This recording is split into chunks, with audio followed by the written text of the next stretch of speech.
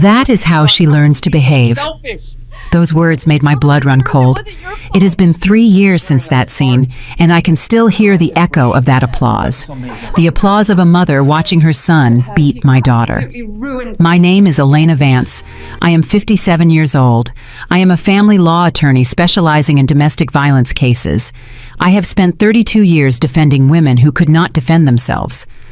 I have faced corrupt judges, violent husbands, and entire families protecting the abuser. But nothing, absolutely nothing in my career prepared me to see my own daughter being beaten right in front of me. This is the story I never thought I would have to tell. The story of how a Sunday dinner destroyed a family and how a silence of 30 seconds changed the destiny of 4 people forever. Because you see, they did not know who they were messing with. Let me take you back to that night. It was Sunday, March 20th. I remember the exact date because it was the birthday of my late husband, Robert. He had died 2 years prior from a sudden heart attack, leaving me alone in that big house in the suburbs that used to be filled with laughter. Ariana, my only daughter, had insisted that I go to dinner at her house. "Mom, you cannot be alone on Dad's birthday. Come over, I will make his favorite dish." Pot roast. My daughter, my Ariana, 32 years old, a chemical engineer, a brilliant mind who had inherited her father's intelligence and my tenacity. Or so I thought. I arrived at 7 in the evening at her house in the hills, a beautiful residence they had bought just a year ago with the money Robert had left us. I had given her her full share of the inheritance against my accountant's advice. "Mrs. Vance, could you put it in a trust, just in case?" Just in case what I had asked him annoyed. Just in case my daughter married a man who turned out to be a monster, I should have listened to him. When I arrived, the table was already set. Fine china crystal glasses, scented candles. Ariana had been cooking for hours. I could smell it. The roast, the mashed potatoes, the homemade biscuits. The smell transported me immediately to our kitchen back home, to Robert tasting the gravy straight from the pot to Ariana, as a child stealing bites of carrots. But something was different. Ariana was different. Her hair was shorter than usual, almost to her shoulders. She was wearing a long-sleeved blouse despite the heat of March, and when she hugged me, I felt her tense up as if every muscle in her body was on high alert. "Honey, are you okay?" "Sure. Mom just tired from work." I should have insisted. I should have asked more. But her husband was there. Mark. Smiling with that smile I had always found too perfect, too rehearsed. "Mother-in-law, so good to see you. Come in, come in." And behind him, like a dark shadow, was his mother, Helen, 64 years old. A widow too, but a different kind of widow. Her husband had died 10 years ago in circumstances that were never entirely clear. An accident on the stairs of her house. A fatal fall. Investigation closed quickly. I, with my 3 decades of experience in family cases, had sensed something strange from the day I met her at the wedding. But Ariana was so in love, so happy, that I kept my suspicions to myself. Another mistake that haunts me every night. "Elena, dear, what a joy to have you here," said Helen, with that sugary voice she always used. Ariana prepared a delicious dinner. "My son is lucky to have such a dedicated wife." A dedicated wife. Those words as if Ariana were a servant who had to earn her place in that house, in the house she had paid for with her own inheritance. We sat at the table. Mark at the head, of course, Helen to his right, me opposite her, and Ariana. Ariana between her husband and her mother-in-law, like she was trapped between 2 walls. The dinner started quietly, too quietly. Helen talked and talked about her new decoration project, about her friends at the country club, about how wonderful it was to have her son so close now that he lived in the same neighborhood. I ate in silence, observing. I watched how Ariana served the food with trembling hands. I watched how Mark did not even say thank you. I watched how Helen subtly criticized every dish. "The gravy is a bit salty, do not you think, son? The biscuits are a little cold." In my day, wives got up earlier to have everything perfect. And I watched how my daughter, my brilliant, strong, independent daughter, shrank with every word. Then it happened. Ariana was pouring more water into Mark's glass when her hand shook just a little. Barely a drop fell on the white tablecloth. The silence that followed was deafening. Mark slowly placed his fork on the plate. The sound of metal against porcelain echoed like a gunshot at that table. Mark said, with a voice dangerously calm, "Do you see what you did?" My daughter opened her mouth to apologize, but he gave her no time. What happened next occurred in slow motion, but it was so fast I could barely process it. Mark got up from his chair and slapped my daughter. Once, twice, 3 times. The sound of his hand against Ariana's face filled the dining room. My daughter fell from her chair, hitting the marble floor. And then I heard the applause. Helen was clapping. "That is how she learns to behave," she said with a satisfied smile. "A clumsy wife needs correction. I also had to educate my husband this way. It is for her own good." My blood froze. For 30 seconds I could not move. I could not breathe. 32 years defending women victims of violence, and I could not react when it happened right in front of my eyes. But those 30 seconds were not paralysis. They were calculation. Because in my head, I started processing everything I was seeing with the coldness of a lawyer who had seen this hundreds of times. The power of control, the forced submission, the normalized violence, the complicit family, and something else. I saw the glass of water with the slight condensation ring on the table, the drop that had fallen, the way Mark had reacted disproportionately. This was not the first time. I stood up from my chair slowly without saying a word.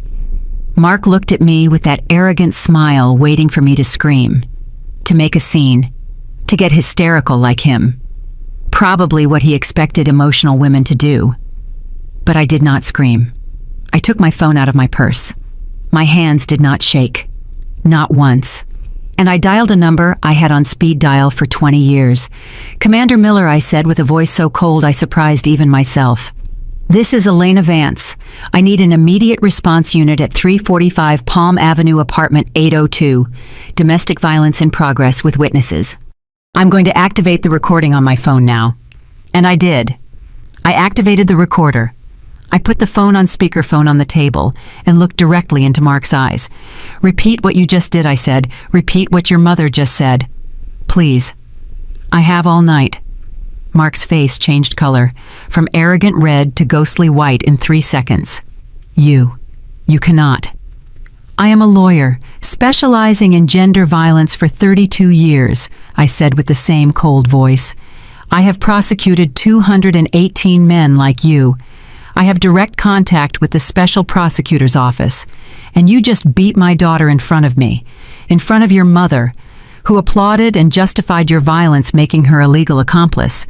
I walked over to Ariana, who was on the floor, her face red and silent tears falling down her cheeks. I helped her up carefully, checking for any serious injuries. "Mom," she whispered. "Silence, my love. I am doing the talking now." Mark took a step toward me, but I held up a hand. "If you touch me, that is 3 more felonies. Threat, attempted aggression against a key witness, and obstruction of justice. Do you want to keep adding years?" Helen, for the first time all night, had stopped smiling. "This is a family matter," she said with a trembling voice. "You have no right to. I have every right in the world. I am a direct witness to a crime punishable by 3 to 6 years in prison. And you, madam, as an active accomplice who justified and celebrated the violence, can face up to 4 additional years." At that moment we heard the sirens. Half an hour. I had told them they would arrive in half an hour, but I had known Commander Miller for 2 decades. He knew that when I called it was serious. They had arrived in 17 minutes. 3 patrol cars parked in front of the building. 6 officers came up to the apartment. Commander Miller entered first with that imposing presence I had learned to respect in hundreds of cases. Attorney Vance, he greeted me formally. Then he saw Ariana, with her face marked, still trembling. His expression hardened. "We have caught them in the act," I told him. 3 blows, direct witness, partial recording on my phone, and accomplice present. The commander nodded and looked at Mark. "Sir, you have the right to remain silent." What followed was pure protocol. Mark was arrested. Helen, too, as an accomplice. Both were handcuffed and taken to the patrol car. Before leaving, Mark looked at me with a hatred I will never forget. "This is not going to stay like this," he said. "My family has contacts. We are going to." Your contacts are worth nothing when there is solid evidence and witnesses, I interrupted him. And if you try to intimidate me or get near my daughter, I will personally ensure that every day of your sentence is spent in the prison furthest from this city. They took him away. And for the first time all night, I hugged my daughter. She cried in my arms for what seemed like an eternity. She cried out years of silence, of fear, of feeling trapped in a nightmare she did not know how to end. Why did you not tell me? I asked her when she could finally speak. I was ashamed, Mom. You have always been so strong, always defending other women. How was I going to tell you that I was being a victim myself? How was I going to accept that I married a man who turned out to be exactly the kind of monster you fight? I hugged her tighter. It ends today. And so it was. But this story does not end with the arrest. This story is just beginning. Because what Mark and Helen did not know was that the universe has a very particular way of serving justice, and I was going to make sure that every single one of their actions had its consequence. Sometimes we trust the wrong people too much. Have you also been disappointed by someone you loved? Tell me your story in the comments. I want to read them. Before I tell you what happened after that night, I need you to understand something important. I need you to know who Ariana was before Mark. Because when you see a woman destroyed by violence, it is easy to forget that she was once a girl who laughed without fear, that she was a teenager full of dreams, that she was a woman who walked through life with her head held high. Ariana was born on July 23rd, the middle of summer. Robert and I had been married barely 2 years when she arrived, filling our house with a cry that at that moment seemed like the most beautiful sound in the world. My husband was an architect, a nobleman, of the kind that are rare these days. He never raised his voice, he never raised his hand. When we had disagreements, we sat in the living room with coffee and talked until we found common ground. That is how we grew, and that is how Ariana grew. Our daughter was curious from a young age. I remember when she was just 4 years old, she took apart the house phone because she wanted to see how the voices spoke from inside. Robert laughed for half an hour when he found the pieces scattered all over the living room. "This girl is going to be a scientist," he told me while we picked up screws from the floor. And he was right. Ariana was always brilliant. Not just smart, but with that special spark of wanting to understand how everything worked. Plants, machines, chemical reactions, people. When she was 12, she won her first science fair with a project on water purification.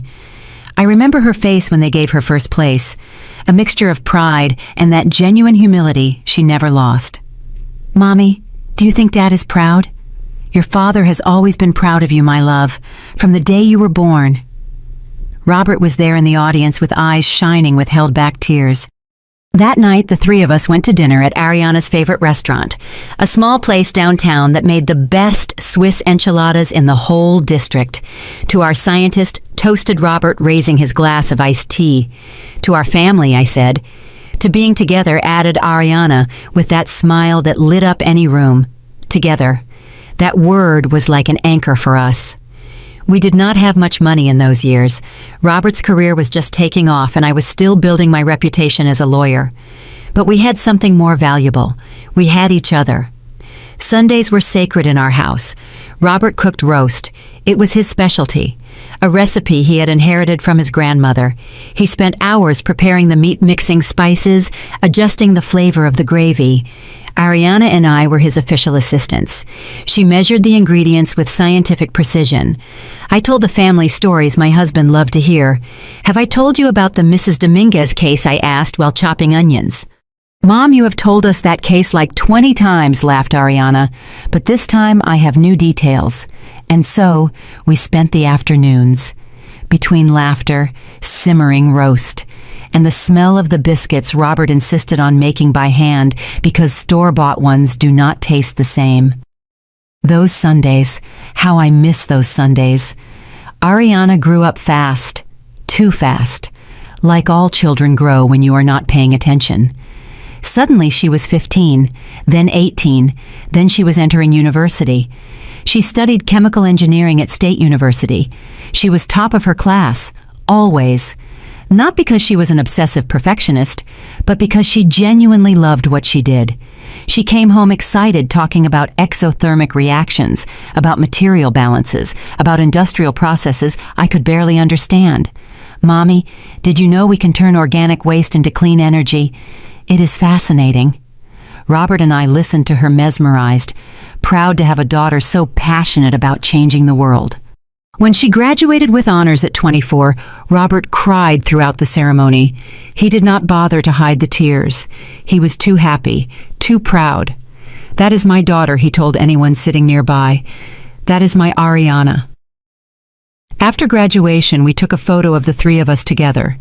That photograph is now framed in my living room, Ariana in the middle holding her degree, with Robert and me on each side hugging her, all smiling.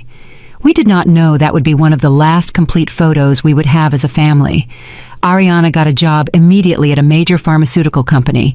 She was a researcher, developing new processes for more accessible generic drugs.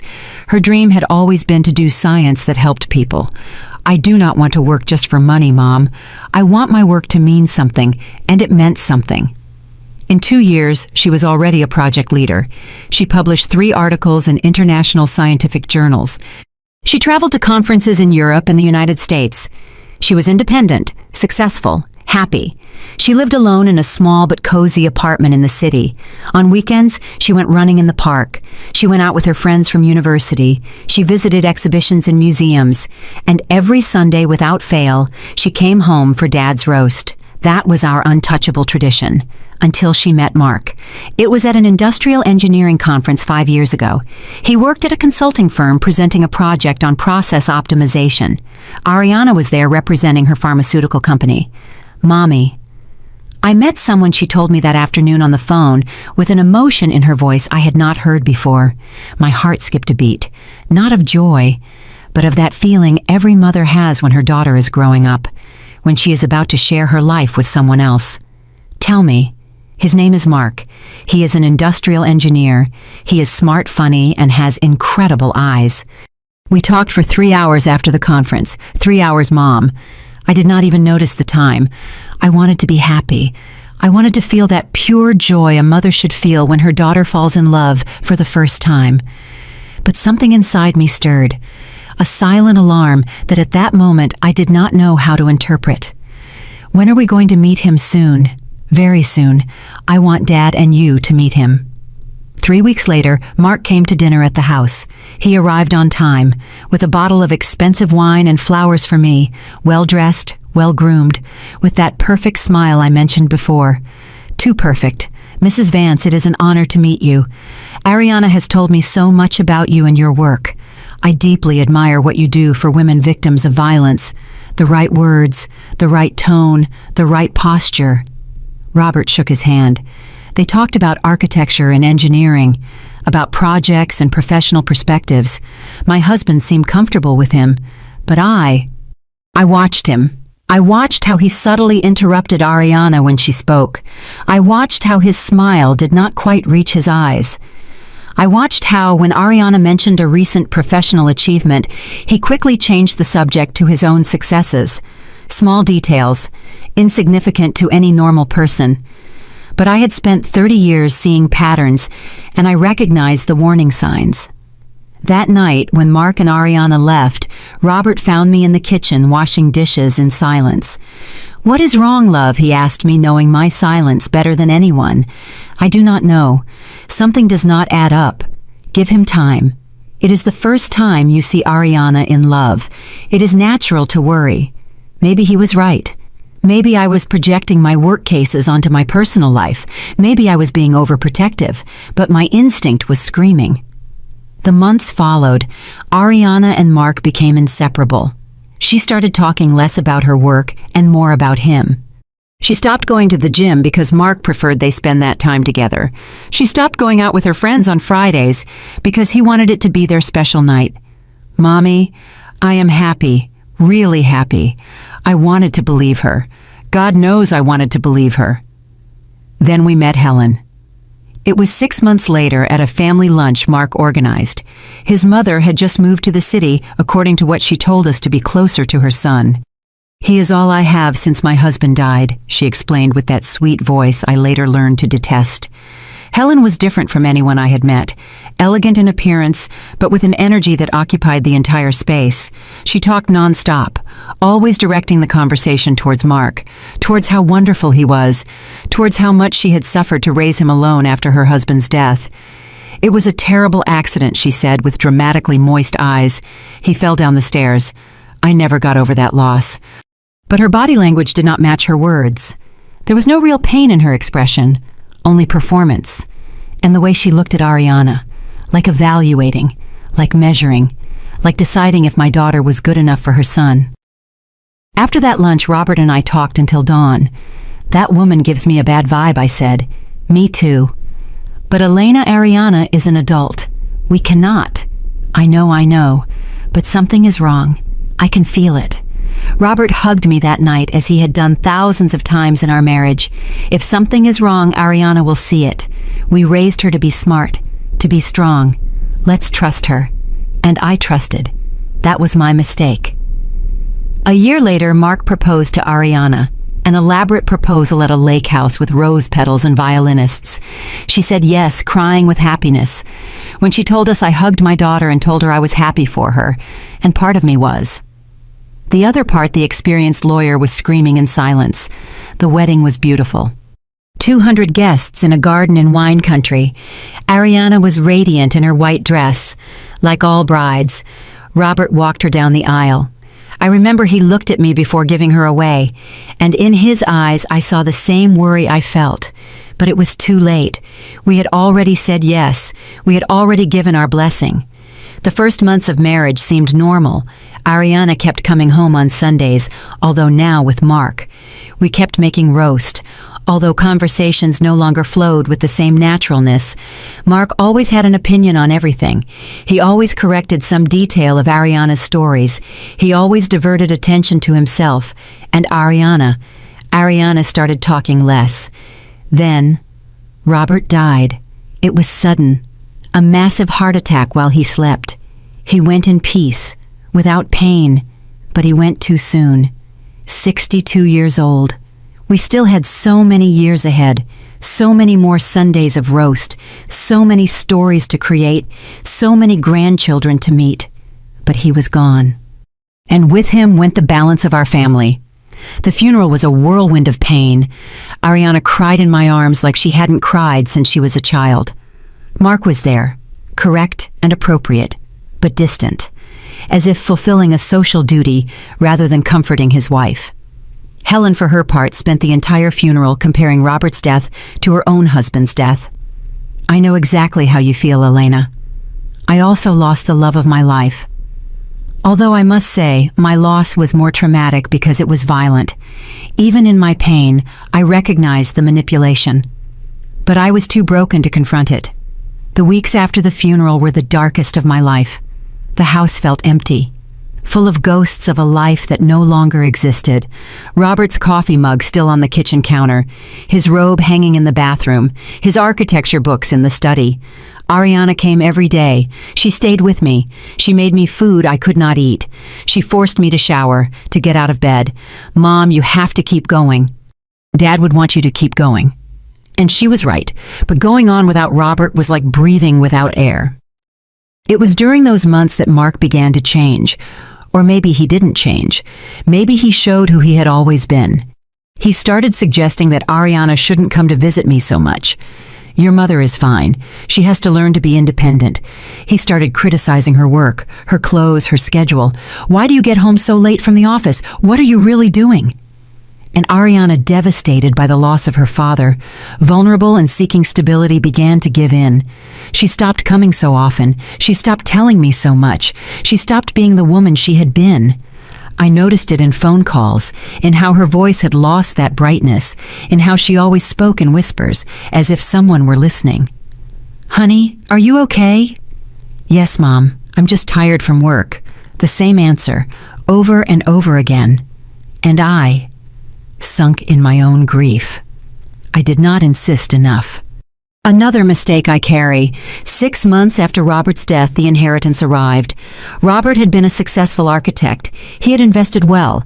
He had saved thinking about our future. He left Ariana and me a considerable amount. I gave Ariana her full half, without restrictions, almost $500,000. Mom, this is too much. You should keep more. No, my love. Your father wanted you to have security. He wanted you to be able to follow your dreams without financial worries. With that money, Ariana and Mark bought the house in the hills, a beautiful residence, which should have been a home full of love. But it became a prison. Visits became more spaced out. Ariana always had an excuse: work, renovations, commitments with Mark's family. When I saw her, I noticed subtle changes. Her hair shorter, her clothes more conservative, her makeup heavier. Mom, I like this new style, but in her eyes there was something I had never seen before: fear.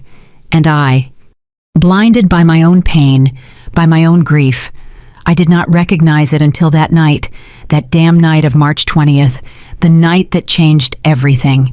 The night I finally opened my eyes and saw what had been happening under my nose for 2 years. My daughter was not okay.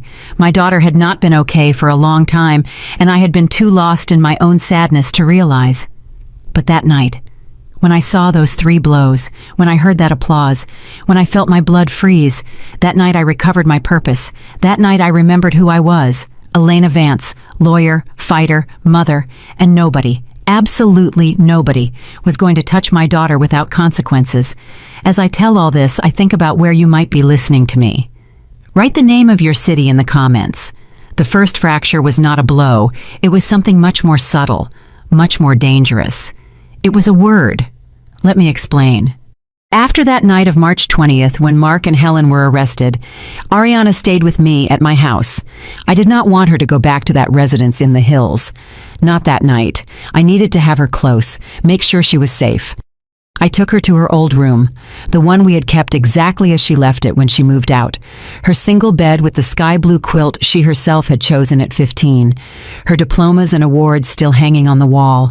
The photograph of her with Robert at her graduation on the desk. "Mom, I haven't slept here in so long," she said with a voice so small it broke my heart. I helped her change. I gave her one of my clean pajamas. I made her chamomile tea with honey like I did when she was a child and could not sleep. We sat on her bed, like so many nights of her childhood. "Tell me everything," I said softly. "From the beginning. I need to know when it started." Ariana remained silent for a long time. She stared at her cup of tea, watching the steam rise in delicate spirals. Finally, she spoke. "Do you remember our honeymoon in Greece?" Of course I remembered. It had been 3 years ago. Ariana came back with hundreds of photographs. The impossible blue sea of Santorini, the ruins of Athens, the sunsets in Mykonos. In all the photos, she was smiling. She looked radiant. She looked happy. On the last night in Santorini, Ariana continued. We were having dinner at that restaurant overlooking the sea. "Do you remember I sent you that photo?" I nodded. I remembered it perfectly. Ariana in a white dress, the sun setting behind her, her smile wide and genuine. We had drunk wine. We were celebrating. A waiter approached our table, a young guy, Greek, very kind. He asked me in English if everything was okay with the food. I told him yes, that everything was delicious. We talked for maybe 30 seconds. Ariana took a sip of her tea. Her hands trembled slightly. When the waiter left, Mark stayed quiet. I thought he was enjoying the view, the moment. But when I looked at him, he had that expression I later learned to fear. And what expression? Cold, distant, as if suddenly I was a stranger. What happened? We finished dinner in silence. We went back to the hotel. I thought he would get over it, that maybe it had been the wine or the tiredness of the trip. But when we got to the room, he closed the door and looked me directly in the eyes. Ariana paused, took a deep breath. I continued waiting, giving her the space she needed. He called me, a flirt, one single word, but the way Ariana pronounced it, with that weight, with that contained pain, made me understand that it had not been just a word. It had been a sentence. I asked him what he meant. He told me he had seen how I smiled at the waiter, how I prolonged the conversation unnecessarily, how clearly I was seeking his attention. Ariana, I told him he was crazy, that I had just been polite. That is how I am with everyone. And then he laughed. He laughed, Mom. But it was not a normal laugh. It was a condescending laugh, as if I were a silly girl who did not understand the world. What did he tell you? He told me that maybe I did not realize what I was doing, that maybe I was naturally such a flirt that I did not even notice, that his mother had warned him that women too independent like me sometimes did not know how to behave appropriately in a marriage. I felt the rage rise up my throat, but I held it back. I needed to hear everything. I spent the rest of the night apologizing, Mom, apologizing for something I had not done, because he made me feel that maybe I had done something wrong without realizing, that maybe I had been inappropriate, that maybe I needed to be more aware of how my actions could be misinterpreted. That was the first fracture. I did not realize at that moment. I thought it was a misunderstanding. I thought he was being sensitive because it was our honeymoon and he wanted everything to be perfect. Ariana wiped a tear that had started to fall. But the next day, at the airport on the way back, he bought flowers, red roses. He hugged me and told me he was sorry, that he had overreacted, that it was because he loved me so much that the idea of losing me made him irrational. The classic cycle: explosion, honeymoon, tense calm, explosion. I had seen it hundreds of times in my cases, and now I was seeing it in my own daughter. When was the next time 2 months later? We went to a work meeting for my company. It was a celebration. We had closed an important contract. My boss, Dr. Roberts, congratulated me publicly. He hugged me, a professional hug, appropriate, of those you give in work contexts. Mark claimed you did it. That night he yelled at me for the first time. He said I had humiliated him, that everyone at that party had seen how I allowed my boss to touch me, that clearly I had no respect for our marriage. I explained that he was my boss, that it had been a professional hug, that there were 50 other people there. But he did not listen. He kept yelling. He called me naive. He called me stupid. He told me that obviously my boss wanted something else and that I was too stupid to realize. Ariana leaned back against the headboard of her bed, exhausted from recounting memories she had clearly been keeping for a long time. I started being afraid to go out, afraid to talk to coworkers, afraid to smile too much, afraid to wear clothes he considered provocative. I started constantly measuring myself. Is this blouse appropriate? Is this conversation innocent? Can this smile be misinterpreted, daughter? That is psychological violence. It is control. I know, Mom. I know now. But at that moment, I just wanted things to go back to how they were at the beginning, when he was charming, when he made me feel special. I kept thinking that if I behaved correctly, if I was the perfect wife, he would go back to being that man I fell in love with. I recognized my own failure in that moment. All the times Ariana had canceled plans with me, all the times she had stopped coming on Sundays, all the times her voice sounded dull on the phone. I had thought it was the grief for Robert, that it was the natural adjustment of marriage, that it was busy adult life. But it had been this: systematic isolation, gradual control, invisible violence. When did the blows start? I asked, although part of me did not want to know the answer. Ariana closed her eyes. 8 months ago, a few days after we bought the house bought with her father's money, the money Robert had left for her to have security, freedom, options. The irony was cruel. I was excited about the house. I wanted to decorate it, make it ours. I hired an interior designer, a talented young guy who came recommended by a friend. His name was Sebastian. I already knew where the story was going.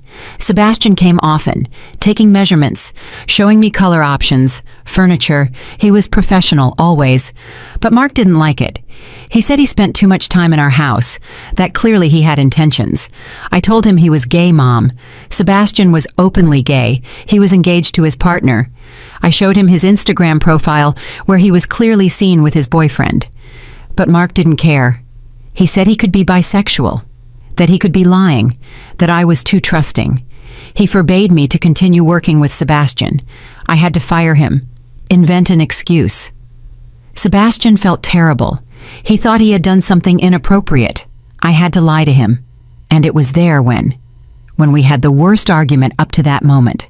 I told him he was being irrational, that he had no right to control who I worked with, that was my house too, bought with my money. Ariana opened her eyes. They were red, swollen. He pushed me against the wall. He didn't hit me, not with a closed fist, but he pushed me so hard I hit my head against the plaster. I saw stars for a few seconds. I felt nauseous. He apologized immediately. He cried. He said he didn't know what had happened to him, that I had provoked him by mentioning my money when we were supposed to be a team, that he was under a lot of stress at work, that his mother was sick and he was worried. Ariana bought my forgiveness, Mom. Literally. The next day, he arrived with a diamond necklace. He took me to dinner at the most expensive restaurant in the city. He told me he was going to change, that he was going to go to therapy, that he loved me more than anything in the world. Did he go to therapy? He went to 2 sessions. Then he said the therapist didn't understand him, that the therapist was on the side of women and that it wasn't fair. Of course not. Abusers never accept responsibility. They always find excuses. They always blame others. They always victimize themselves. The following months were a roller coaster. Some weeks he was the perfect man. He brought me flowers. He wrote me sweet messages. He treated me like a queen. Other weeks he was a stranger, cold, critical, controlling. And Helen, I said, where was Helen in all this? Ariana's face hardened. Helen made everything worse, Mom. She moved closer to us 6 months ago. She bought an apartment 3 blocks from our house. 3 blocks, 3 blocks. And she started coming every day, Mom. Sometimes without warning. She arrived with her keys, because Mark had given her a set, and entered as if it were her house. One day, I arrived from work and found her reorganizing my kitchen, moving my things, throwing away spices that according to her were no longer good, changing plates around, I told her, with all possible politeness, that I appreciated her help, but that I preferred to organize my own kitchen. Do you know what she answered me? I shook my head. She told me, a good wife accepts her mother-in-law's advice. I raised Mark alone, working double shifts, sacrificing everything for him. The least you can do is let me help you be the wife he deserves. The wife he deserves, I repeated with bitterness. Helen had an opinion on everything. On my clothes. That skirt is too short. What will people think on my work? You should consider reducing hours. Men need their wives to be available. On my kitchen. My son's roast is too salty. Clearly you do not know the correct recipe. And Mark always defended her. Always. It didn't matter how unreasonable she was. He took her side. He told me his mother had suffered a lot, that she had raised a son alone, that I should be more understanding. I started feeling like a stranger in my own house, as if I were living in their house, not mine, as if I were a guest who had to earn the right to be there. Ariana got out of bed, walked to the window of her old room. She looked outside, towards the garden where Robert used to grow herbs for cooking. Do you know what is the worst part, Mom? What? That Helen talked to me about her marriage as if it were a role model. She told me how she educated her husband, how she put him in his place when he behaved badly, how she taught him that she was the one who ruled the house. I always thought those stories were strange. She talked about hitting him with objects when he got drunk, about hiding his money when he didn't behave well, about punishing him by locking him out of the house at night. A shiver ran down my back. And when she told me these stories, she laughed. She laughed, Mom, as if they were funny marriage anecdotes, not abuse. Do you think what if she killed her husband? I do not know. But every time she mentions it, there is something in her eyes, something cold, something that scares me. Ariana returned to bed, snuggled next to me. As when she was a child and had nightmares, the first real blow, the first with a closed fist, was 4 months ago. I waited. It was something so stupid, so ridiculously stupid, that I am ashamed to tell it. Tell me anyway. I was cooking, making dinner. Helen had come and had criticized everything, the cleaning, the food from the day before, my hair. I was tense, stressed. I chopped onions with the knife Robert had given me. That Japanese one I liked so much. I remembered that knife. Robert had bought it on a trip to Japan. He had paid a fortune for it because he knew how much Ariana liked cooking. Mark arrived from work in a bad mood. He started complaining that the house smelled too much like onion. I explained I was cooking. He told me I could have ventilated better. I told him the windows were open, and then, without any reason, without any real provocation, he told me, "You are useless. You cannot do even the simplest thing without ruining it." I turned to look at him, surprised, and he took that as a challenge. Ariana instinctively touched her jaw, as if the pain were still there. He hit me. A direct punch to the jaw. I fell to the floor. Dad's Japanese knife fell and dented against the tiles. Silent tears fell down my face. I couldn't contain them. I stayed there, on my kitchen floor, bleeding from the mouth, looking at Dad's broken knife, and the only thing I thought was, "Dad, I need you. I do not know what to do without you." I hugged her tighter. Helen was there. She had seen everything. Do you know what she did? What she knelt beside me and told me. Wives have to learn when to keep their mouth closed. I learned that lesson many years ago. Now it is your turn. After that. Mark locked himself in his study. Helen helped me clean the blood. She gave me ice for my jaw. She taught me how to cover the bruise. Yellow concealer first, then your skin tone, then powder. She explained with all the calm in the world, as if it were a normal beauty tutorial. I asked her if she had gone through this, if her husband had ever hit her. She looked me directly in the eyes and told me, "No, dear, I was smarter. I learned to control the situation before it escalated." The pieces began to fit in my head. Helen had not been a victim. Helen had been a perpetrator, and now she was raising a second generation of violence, with Mark as her tool. "Why did you not tell me?" I asked, although I knew the answer. "Because I was ashamed, Mom. Because all my life I saw you defending other women. Because you are strong, unbreakable, brave. How was I going to tell you that I, your daughter, had become exactly the kind of woman you rescue? Besides," she continued, "Mark always apologized afterwards. He always promised to change. He always convinced me that it had been my fault for provoking him. And part of me was still in love with the man I met 5 years ago. I kept waiting for that man to return. But he was not going to return. No, because that man never existed. It was a mask, and the mask fell off when I was already trapped." We remained silent for a long time. The clock in the living room struck 3 in the morning. "What is going to happen now?" Ariana finally asked. "Now," I said with a determination I hadn't felt in years. "Now we are going to make sure that Mark and Helen face the consequences of each of their actions. We are going to use every legal tool we have, and we are going to get your life back. What if he gets out? What if he looks for me? He is not going to get out, not if I can help it. And if he does, he is going to have a restraining order so solid that he won't even be able to think about you without breaking the law." Ariana finally smiled, a small smile, weak, but real. "I missed you, Mom. I missed this version of you. The warrior. I never left daughter. I was just asleep for a while. But I woke up. That night, the two of us fell asleep in her bed, hugging like when she was 5 years old, and storms scared her. But this time, the storm had already passed, or so we thought, because what we didn't know was that Mark and Helen were not going to give up so easily, and that the real battle was just beginning. I still wonder if I did the right thing calling the police that night, or if I should have planned more carefully. And you, what would you have done in my place? The days after the arrest were strange, strangely silent, strangely peaceful, as if the world had pressed pause. Ariana stayed with me at the house. We didn't talk much about going back to the house in the hills. Neither of us wanted to face that conversation yet. In the mornings, I made coffee just like Robert did. Ariana sat at the kitchen counter, wrapped in one of my robes, looking out the window towards the garden. Sometimes we talked, more frequently. We remained in a comfortable silence. That type of silence that only exists between people who know each other deeply.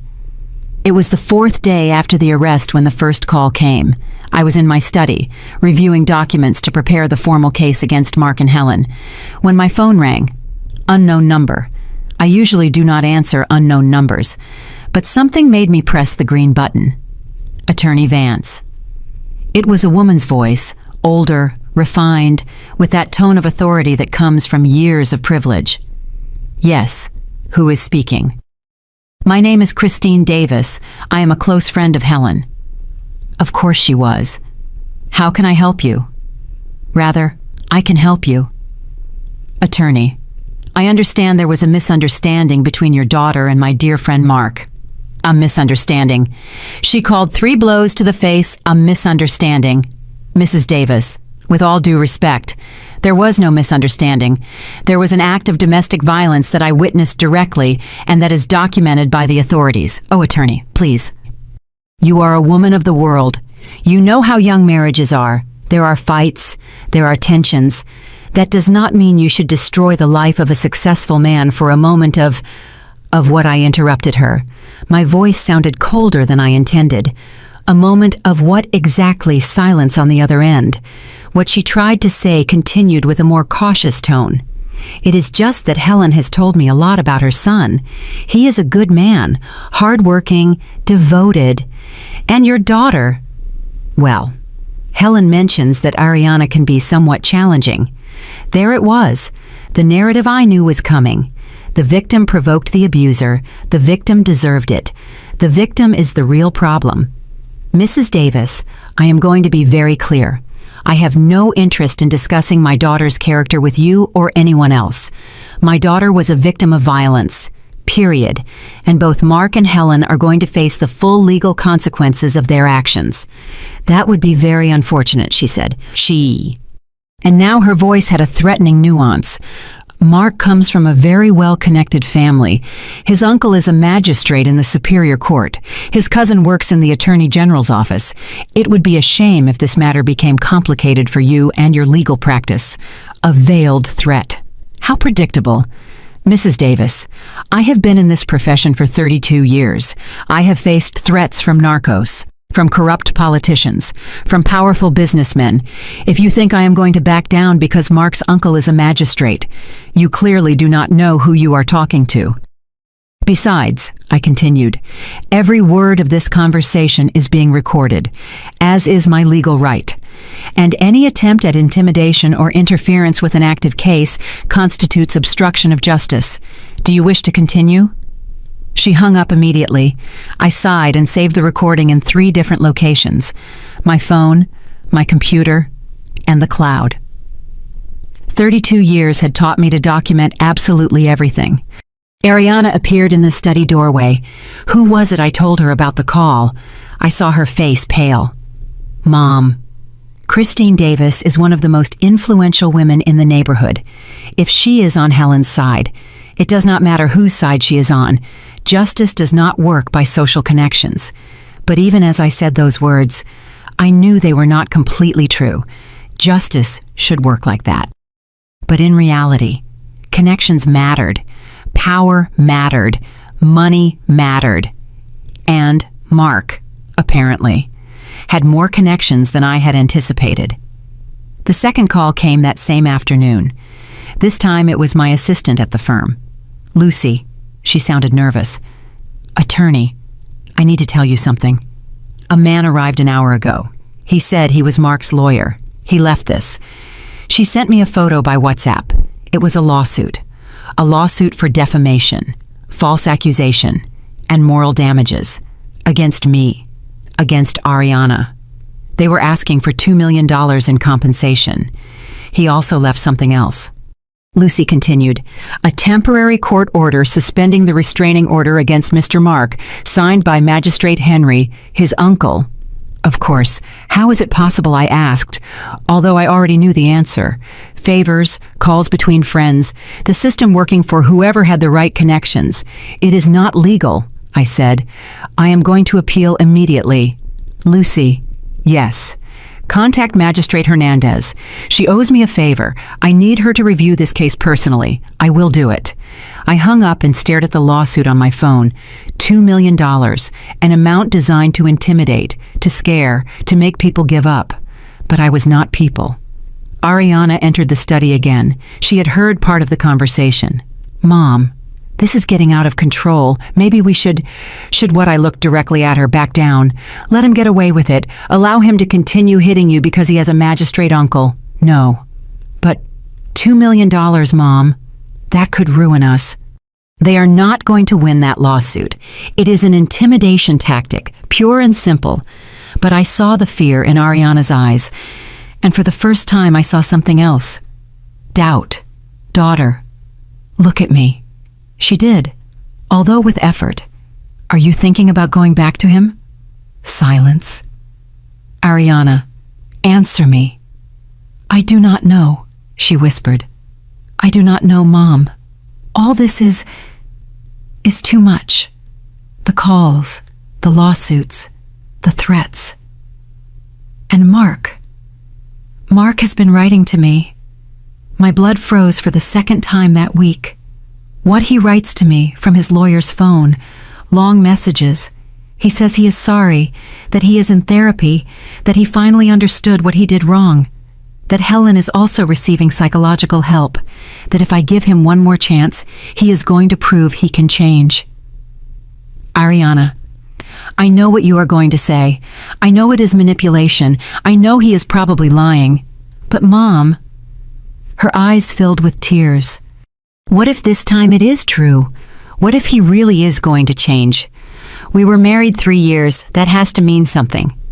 I got up from my desk and took my daughter's hands in mine. Do you know how many times I have heard that same story? How many women have sat exactly where you are now, saying exactly the same words? But they are not me. You are right. They are not. Because many of them did not have the luck to have someone to help them get out. Many of them went back. And do you know what happened? Ariana shook her head. But I think she already knew the answer. Some are in hospitals, some are in wheelchairs, some are in cemeteries. Mark would not kill me. That is exactly what all of them thought. We remained silent.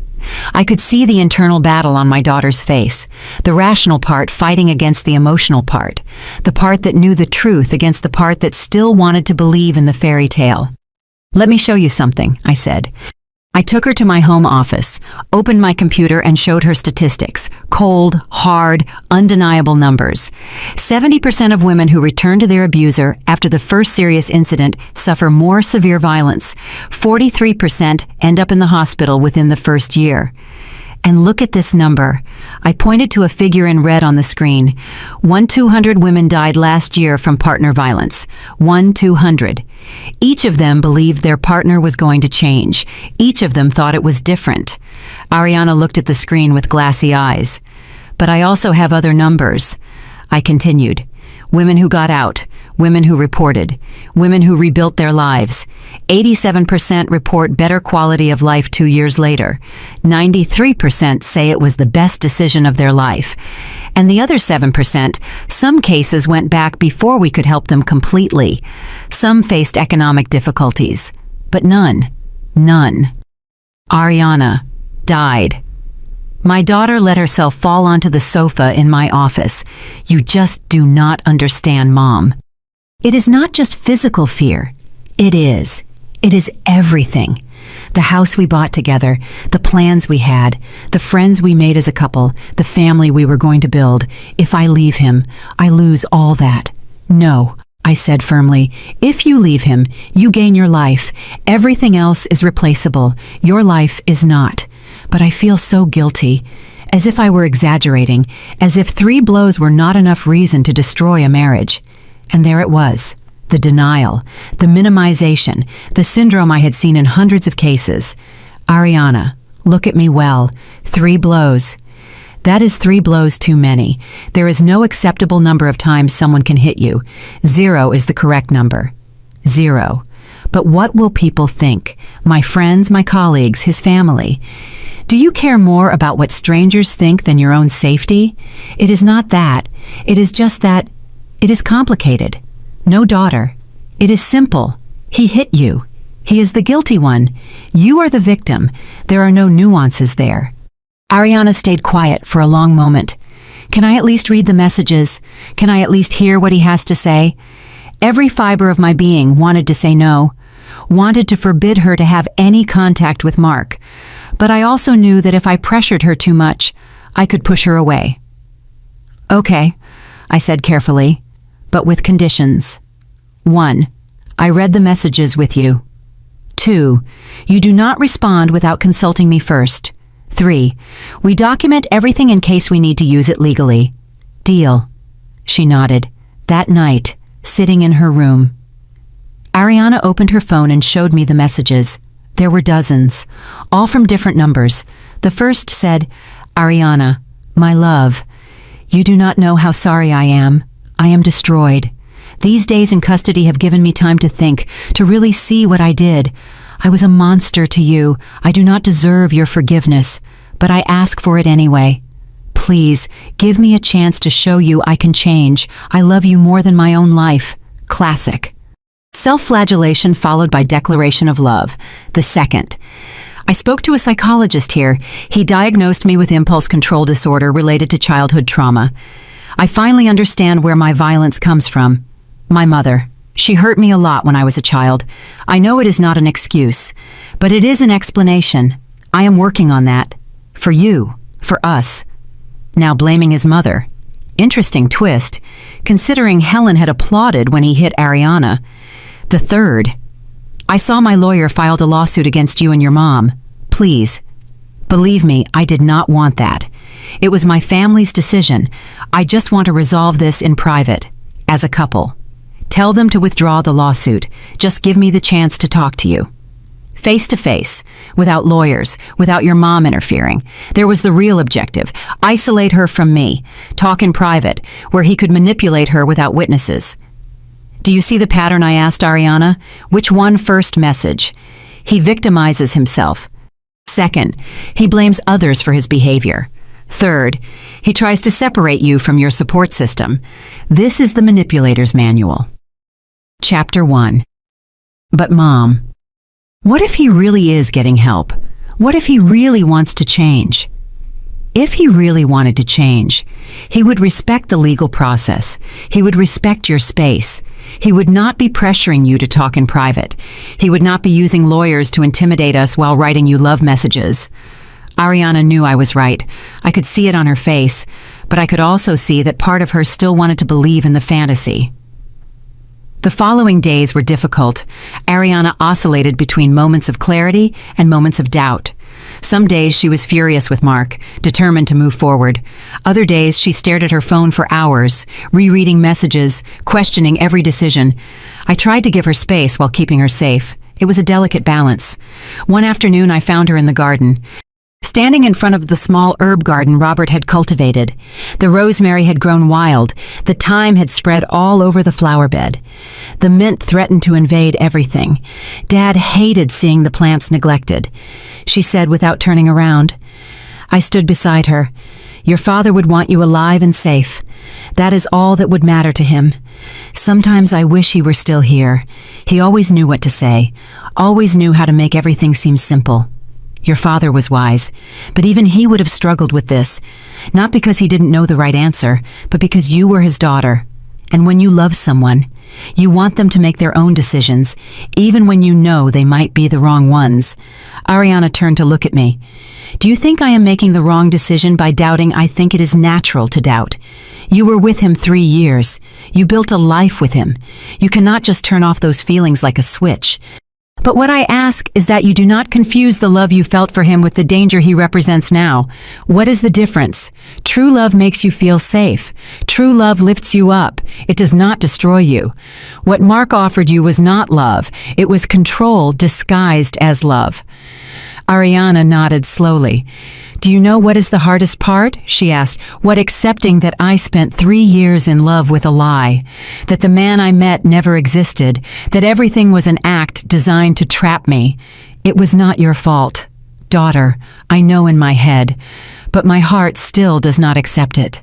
I hugged her there, between the overgrown rosemary and the invasive thyme, under the same sky Robert used to look at while cooking roast on Sundays. "It is going to hurt for a while," I told her, "but the pain means you are healing. It means you are alive." That night, Ariana finally blocked all the numbers Mark had written to her from. It was not easy. She cried while doing it. But she did it. "I am ready," she said. "I am ready to fight.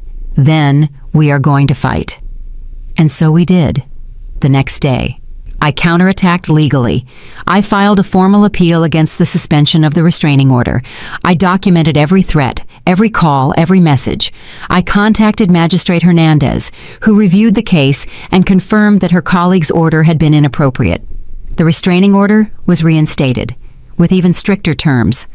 Mark could not get within 500 meters of Ariana.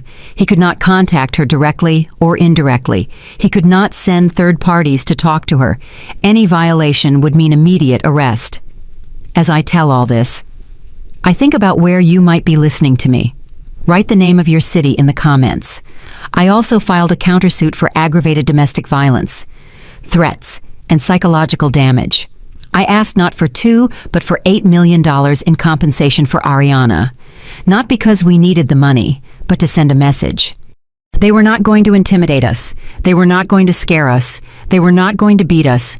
But while I fought in the courts, Mark and Helen fought on another battlefield, one I did not anticipate, one that almost destroyed us. The social war began 3 weeks after the arrest. It was subtle at first, so subtle I almost didn't notice.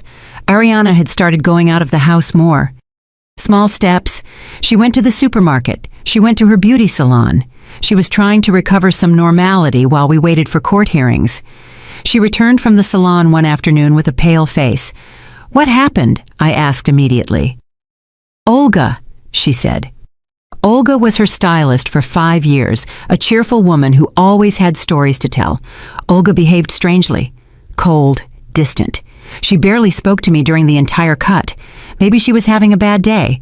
No, Mom, it was more than that. When I was paying, another client I know, Fern, arrived.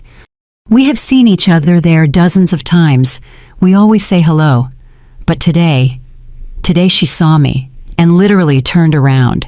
She pretended she was looking for something in her purse, until I left. A bad feeling settled in my stomach. "Did you say something? Did you ask?" I asked Olga if I had done something wrong. She just shook her head and told me she was in a hurry because her next appointment was about to arrive. But Mom, her schedule was empty. I saw it the next day. Ariana received a message from her best friend from university, Patty, or who had been her best friend. The message said, "Ariana, I am sorry, but I think we need to take some time. My husband works in the same industry as Mark, and he says this whole situation is very complicated. I cannot afford to be involved. I hope you understand. I wish you the best." Ariana showed me the message with trembling hands. Patty and I were roommates for 4 years in college. 4 years, Mom. She was my maid of honor at my wedding. And now she abandons me because her husband says it is complicated. People are afraid of difficult situations, I said, although the rage grew in my chest, especially when there is power and influence involved. It is not just Patty. Look, she showed me her Instagram. She had lost almost 100 followers in the last few days. Her last post, a photo of a sunset she had taken from my garden, had only 3 likes. Before, she used to receive more than 200. I checked the comments on her old posts. Someone had been leaving anonymous messages. "Aren't you ashamed of destroying a good man's life? We all know you provoked the situation and now play the victim. Your mother-in-law told me the truth. You are a manipulator. When did these comments start?" "About a week ago. I delete them, but they keep appearing. They come from different accounts every time. It was an organized campaign. I recognized it immediately. I had seen this tactic before in other high-profile cases. Helen," I said, "do you think she is behind this? I am sure." And she was right. 2 days later, my assistant Lucy called me urgently. "Attorney, you need to see this." She sent me a link to a blog. It was called The Truth Behind False Accusations. It was anonymous, but professionally designed. The most recent post was titled, The Case of Mark M. When a corrupt family destroys an innocent man. I read it with growing horror. The article painted Mark as a loving and successful husband, victim of a radical feminist lawyer, me, and her manipulative daughter, Ariana. It said we had invented everything to keep his money, that we had a history of falsely accusing men, that I had been reprimanded for unethical conduct on multiple occasions. Everything was a lie, every word. But it was written convincingly, with anonymous sources, with confidential documents, with photographs taken out of context. There was a photo of Ariana at a party, laughing and holding a glass of wine. The caption said, "Does this look like a traumatized woman, Ariana Vance, after destroying her husband's life?" The photo was from 6 months before the blows, from a work dinner, but without context. It seemed like evidence she was lying. There was another photo of me leaving a court, with a serious expression. The caption, Elena Vance, known for her aggressive tactics and her hatred towards men, has found in her own son-in-law her next victim. This is pure defamation. I told Lucy, I am going to sue. There is more, she said with a tense voice. The blog has been shared almost 3,000 times in the last 24 hours. It is in Facebook groups, on Twitter. There is even a hashtag, Justice for Mark. I felt dizzy. How is this possible? Someone is paying to promote it, probably bots, fake accounts, paid influencers. This is a professional smear campaign. Attorney. I showed the blog to Ariana. I watched her read it with tears falling down her face. "They are destroying my reputation," she whispered. "They are making it look like everything is my fault. What will they think at my job? What will my colleagues think?" As if the universe had heard her question. Her phone rang. It was her boss at the pharmaceutical company. "Dr. Peters," Ariana put on the speakerphone. "Ariana, we need to talk," said Dr. Peters, without preamble. Her voice sounded uncomfortable. "Certain rumors have reached my ears about your personal situation. Doctor, I can explain. I do not need explanations, but I need you to understand that this company has an image to protect. We cannot afford to be associated with scandal, whether true or false." My blood boiled. "Dr. Peters," I intervened. "This is Elena Vance, Ariana's mother and her legal representative. What you are suggesting sounds dangerously close to wrongful termination based on her condition as a victim of domestic violence, which is protected by law." Silence on the other end. "I am not firing anyone," the doctor finally said. "I am just suggesting that maybe Ariana needs to take some time, a leave of absence. Paid, of course, until all this is resolved." "How long?" Ariana asked with a trembling voice. "Indefinite. For now." She hung up. Ariana let herself fall onto the sofa. "They are destroying me, Mom. Systematically. My social life, my reputation, now my job. What is next, I did not have to wait long to know. That same afternoon, my accountant, Ernest, called me with alarming news. "Elena, we have a problem. Someone filed a complaint with the IRS alleging that you have been evading taxes for years." "What? That is absurd. I know, your records are impeccable, but now you will have to prove it. They are going to audit your firm, all your cases from the last 5 years, all your accounts. Who filed the complaint? It is anonymous. But Elena, it arrived with documents, forged documents, I am sure, but very well done. Someone invested time and money in this. Helen, Mark, their network of influences. They were attacking from all fronts. How long will the audit take? Months, maybe a year. And in the meantime, your reputation will be under scrutiny. Clients are going to doubt. Cases can be delayed." I hung up and looked at Ariana. "They are playing dirty. What are we going to do? The same thing I always do. Fight with the truth." But even as I said those words, I felt the pressure. For the first time in 32 years of career, I felt true fear, not for me, but for my daughter, for what this war could do to her. The following days brought more revelations. We discovered that Helen had been organizing meetings with the wives of important men in her social circle, telling them her version of the story, that Ariana was an unstable woman who had seduced her son for his money. Irony, considering Ariana had more money than Mark, that I had manipulated her to file false charges, that they, as good women, had to protect their own husbands from false accusations by supporting Mark. It was brilliant, in a twisted sense. Helen had turned the case into a class and gender war, painting herself and her son as victims of a feminist conspiracy, and many women believed her. One afternoon, Ariana received an Instagram message from an account she did not know. The message included photos of our house, photos taken from the street, photos of the windows, photos of the garden. The message said, "Nice house. It would be a shame if something happened to it." I called Commander Miller immediately. "This is direct intimidation," I said. "I need protection. Attorney, I can put extra patrol on your street, but I do not have resources for 24-hour protection. And if something happens, let's hope it doesn't happen. Meanwhile, document everything, install security cameras, and be careful." That night, I installed cameras. I reinforced the locks. I bought a new alarm system. And for the first time in years, I slept with my phone next to the bed, ready to call 911 at any moment. Ariana was in her room, but she wasn't sleeping. I could hear her crying quietly through the wall. I got up and went to her room. I found her sitting on her bed, surrounded by old photographs. Photos of her and Patty, photos of her with her colleagues from work, photos of her wedding. I was thinking, she said without looking at me, about how everything can be destroyed so quickly. 2 months ago, I had a life. I had friends, a career, a house, a husband. I thought I knew who I was. And now I have nothing. You have me. I know. And I thank you. But Mom, I am tired. I am so tired of fighting, of defending myself, of justifying my existence, of proving over and over again that I am not lying. She turned to look at me, and in her eyes, I saw something that terrified me. I saw surrender. Sometimes I think she continued that it would be easier just to call him. Ask for forgiveness. Tell him I exaggerated. Go back to him. At least that way all this would end. Ariana, no.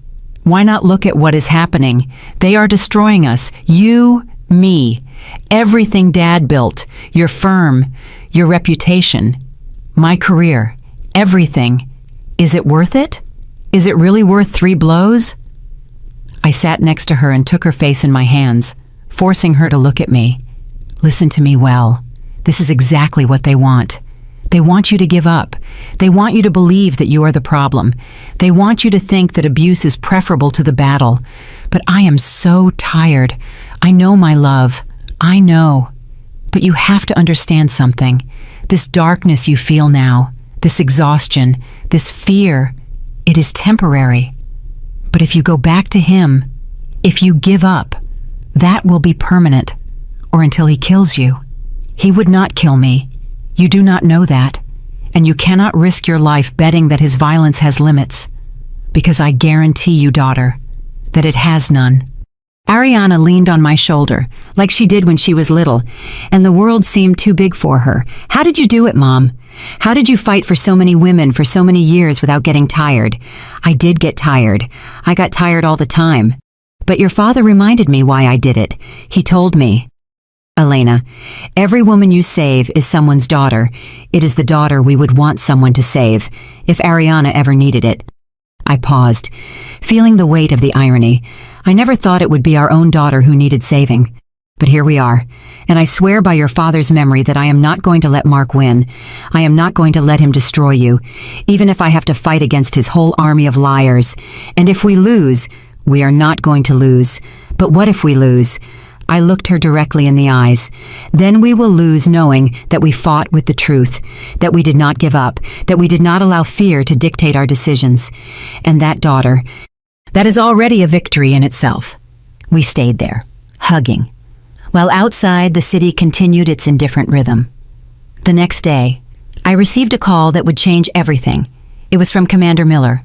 Attorney, I need you to come to the station. Now. What happened? We have new evidence. Evidence that you are going to want to see personally. What kind of evidence? An anonymous package arrived this morning, with documents, photographs, and recordings. My heart accelerated. Recordings of what conversations between Mark and his mother, planning exactly how to destroy Ariana, how to fabricate false evidence, how to use their contacts to ruin her reputation. Where did the package come from? We do not know. It was left at the station entrance during the night. No sender. But attorney, the content is gold. It is exactly what we need to strengthen the case. I am on my way. I hung up and looked at Ariana. Get dressed. We have to go to the station. What happened? Someone is helping us, and I think we are finally going to see the full truth. In the car to the station, my mind was working at full speed. Who had sent that package? Why was it someone from Mark's circle who had had enough? Was it someone with a personal vendetta? It did not matter. What mattered was that we finally had the missing pieces. And I was about to discover that the truth was much darker than I had imagined. Because what those recordings revealed was not just a plan to destroy us. It was evidence of something much worse. Something that confirmed my worst suspicions about Helen. And something that explained why Mark was exactly the way he was. I still wonder if I did the right thing by moving forward. Sometimes justice has a very high price. And you, what would you have done in my place? The evidence room at the station smelled of old coffee and paper. Commander Miller was waiting for us with a cardboard box on the table, a simple box, unmarked. Sealed with common tape, nothing special in appearance, but I knew that what it contained could change everything. It arrived at 4 a.m, explained the commander while putting on latex gloves. Security cameras caught a person leaving it, medium height, completely covered with a hoodie and cap, impossible to identify. Fingerprints, I asked, none useful. Whoever did this knew what they were doing. He opened the box slowly. Inside were manila folders, several USB drives, and a large manila envelope. Let's start with this, he said, taking out one of the USB drives and connecting it to a computer. The screen lit up. It was an audio file. The commander pressed play. Helen's voice filled the room. It was unmistakable. That sugary tone I had learned to recognize. Do not be naive, Mark. That brat and her mother are not going to stop. They have to understand who we are, who we have always been. Mark's voice responded. I already sent her the messages like you said. She is doubting, Mom. I can feel it. If I keep pushing, she is going to give in. It is not enough for her to give in. We need to destroy her credibility completely. I already hired the PR team. They are going to handle the blog, social media, everything. By the weekend, half the city is going to think Ariana is a calculating liar, and the lawyer, the mother. That one is more complicated. She has a solid reputation, but everyone has secrets. I already put my private investigator to look. If he doesn't find anything real, we will fabricate something. A false complaint to the IRS is already in process. Ariana covered her mouth with her hand. Tears ran down her face. The recording continued. Mark, listen to me well. This that you are living is exactly what I lived with your father. He also wanted to challenge me. He also thought he could control me. And what did you do? A long pause, so long that I thought the recording had cut off. What I had to do. What you have to be willing to do if Ariana does not come to her senses. Mom, do not call me Mom with that tone. I raised you. I sacrificed everything for you. After your father, after I had to deal with him, I worked double shifts to give you everything. And now you are going to let a spoiled little girl and her mother destroy what we built now? Of course not. Then listen to the plan. The commander paused the recording. There are 4 more hours, he said. Conversations recorded over the last 3 weeks, all in Helen's house. According to the ambient sound analysis, someone planted listening devices there, who Ariana asked with a broken voice. We do not know, but whoever did it gave us exactly what we needed. He opened one of the folders. It contained photographs. The first was of an official document, a death certificate. Ray Harrison, Read the commander, Helen's husband, died 11 years ago from severe head trauma after falling down the stairs of his residence back east. He moved to the next photo. It was a forensic report. The original report indicated accidental death. But look at this. He pointed to a section highlighted in yellow. The coroner who did the autopsy left marginal notes. Notes that never entered the official report. Says injury pattern inconsistent with accidental fall. Multiple contusions on the head suggest repeated blows. Recommend additional investigation. Why was it not investigated, I asked.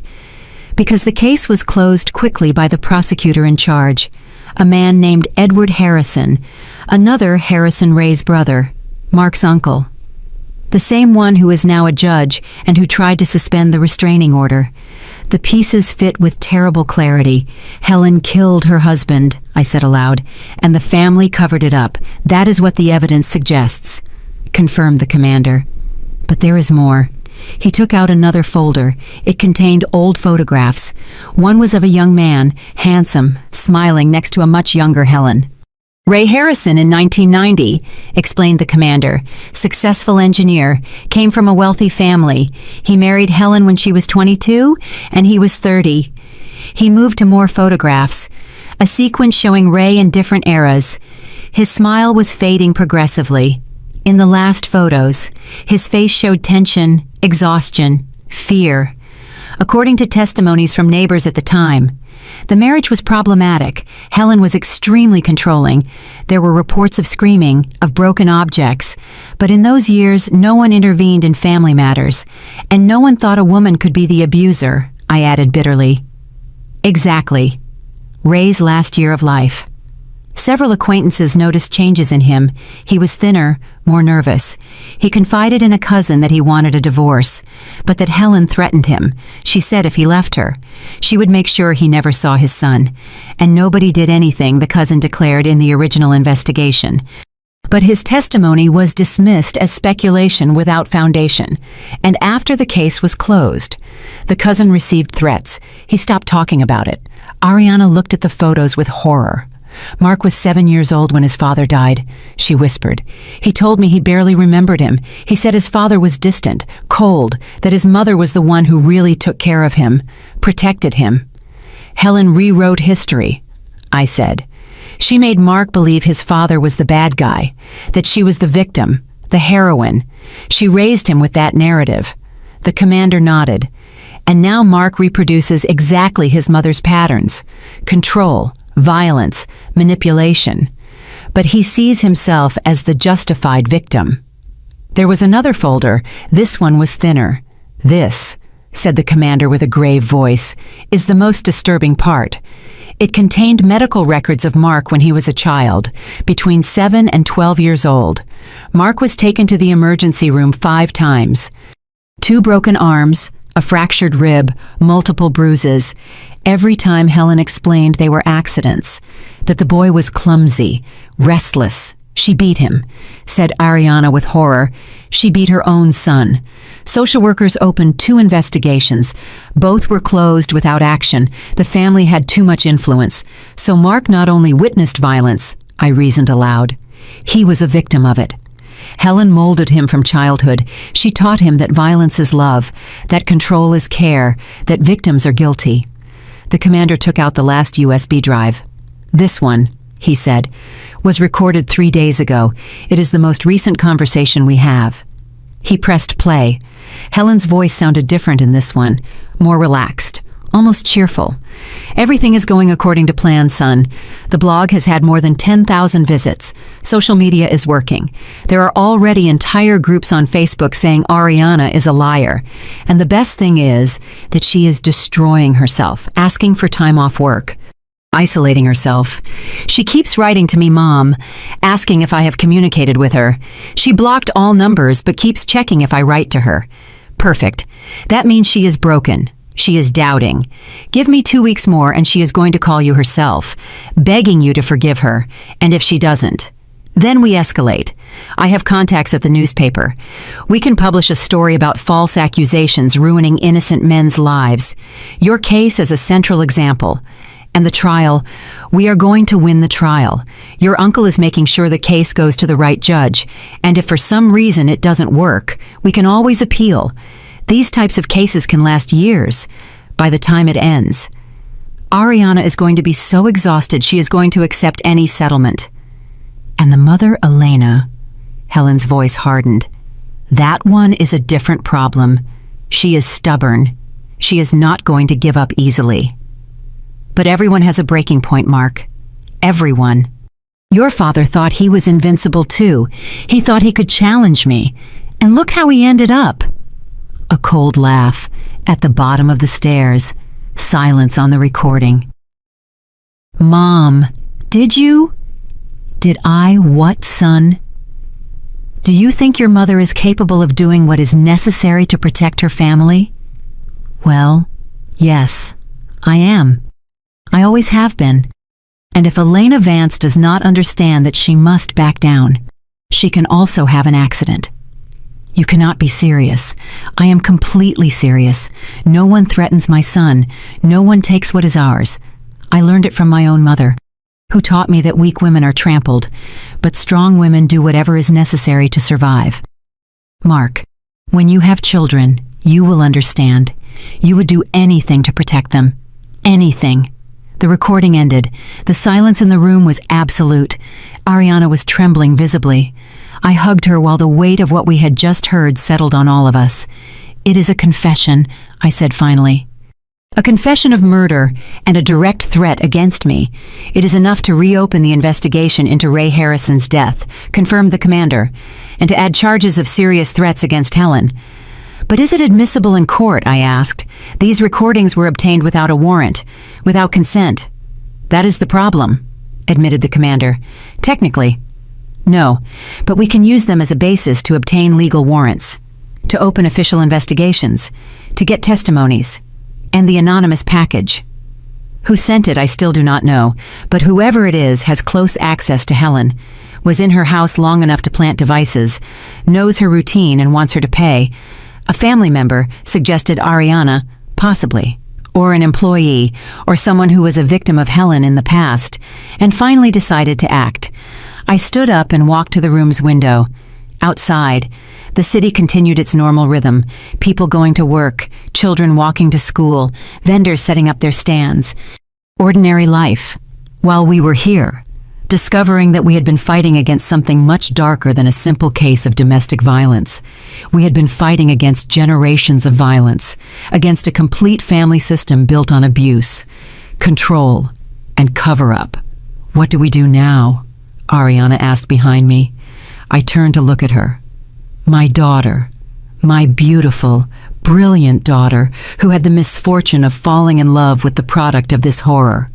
Now, I said, we use every piece of this evidence. We reopen Ray Harrison's investigation. We file additional charges against Helen, and we make sure Mark understands he was raised by a murderer. Do you think that changes anything, Ariana asked? Do you think if Mark knows the truth about his mother? He is going to change, no, I said honestly. Probably not. But he deserves to know the truth. And more importantly, he deserves to have the power he has over you taken away. The commander gathered all the folders. I'm going to start the formal procedures today. But attorney, I need to warn you something. What if we attack Helen this way? If we reopen her husband's case, the entire family is going to counterattack. They are going to use every resource they have. It is going to get ugly. It is already ugly, I replied. It cannot get worse. But I was wrong. It can always get worse. 3 days after receiving the evidence, things escalated in ways I did not anticipate. First, a subpoena arrived from the district attorney, not for Mark or Helen, for Ariana. They accused her of filing a false report. They said there was new evidence that she had fabricated the story of abuse, that she had a financial motive for doing so. How is this possible? Ariana asked, reading the document with trembling hands.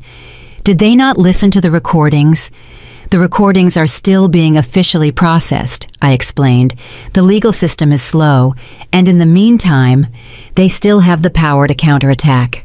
The subpoena demanded that Ariana appear for interrogation in 2 weeks.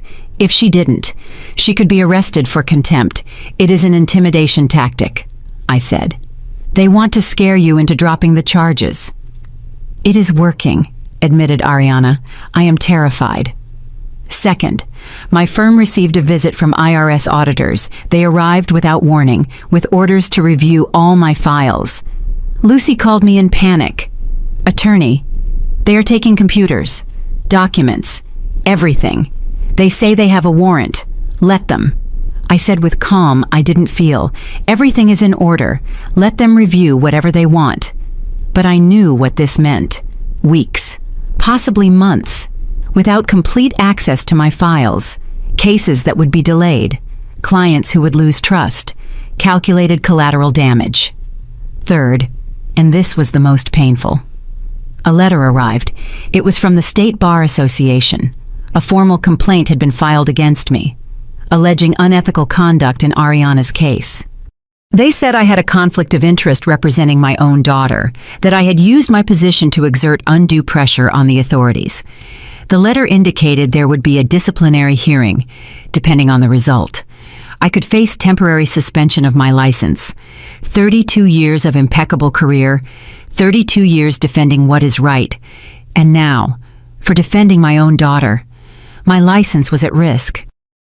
That night I sat in Robert's study, the one we had shared for so many years, his books still on the shelves, his chair still by the desk. I needed his wisdom, his calm, his perspective. I do not know if I can do this. I told the empty space, I do not know if I am strong enough. Of course there was no answer, but then I remembered something Robert used to say when I came home after especially difficult days in court. Elena, justice does not always win, but those who fight for justice never really lose, because the act of fighting itself, of refusing to give up, is already a victory. He was right. He was always right. I got up, dried the tears I hadn't noticed were falling, and went back to the living room where Ariana was sitting, looking at her phone with a lost expression. Daughter, I said, sitting next to her, I need you to understand something. She looked at me. We are going to lose things in this fight. Maybe I lose my license temporarily. Maybe you lose some cases at your work. Maybe we lose friends, reputation, money. Mom, let me finish. We are going to lose things. But there is something we are not going to lose. We are not going to lose your life. We are not going to lose your dignity. We are not going to lose the truth. And when all this ends, when you look back, you are going to be able to live with yourself, because you are going to know you did the right thing, that you did not give up to fear, that you did not allow a violent man and his murderer mother to dictate your destiny. Ariana hugged me. Thank you, she whispered, for not giving up on me. Never, my love. Never. We stayed like that, hugging, while outside the sun set over the city. Tomorrow would come with new challenges, new battles, new attempts to destroy us. But tonight, in this moment, we were simply a mother and a daughter, supporting each other. And that, I decided, was enough. Because the most important moral revelation was not about Helen or Mark. It was about us, about our strength, about our resistance, about our absolute refusal to be destroyed. They had power, money, connections, but we had something stronger. We had the truth, and the truth, sooner or later, always finds its way to the light, even if it has to go through all the darkness first. I still wonder if I did the right thing by not giving in to pressure. Sometimes I wonder if protecting my daughter was worth risking everything I built. And you. What would you have done in my place? The disciplinary hearing was scheduled for a Tuesday morning. I dressed in my most formal suit, the navy blue one Robert had given me for my 10th anniversary as a lawyer. I applied makeup carefully, covering the dark circles from sleepless nights. I pulled my hair back into an impeccable bun. I had to look like what I was, a professional with 3 decades of unblemished experience, not like a woman on the verge of collapse. Ariana wanted to come with me, but I told her to stay home. I didn't need her to see her mother being judged for the simple act of protecting her. The Bar Association building was downtown, an old building, imposing, with those columns that are supposed to inspire respect for justice. That morning, it only inspired nausea.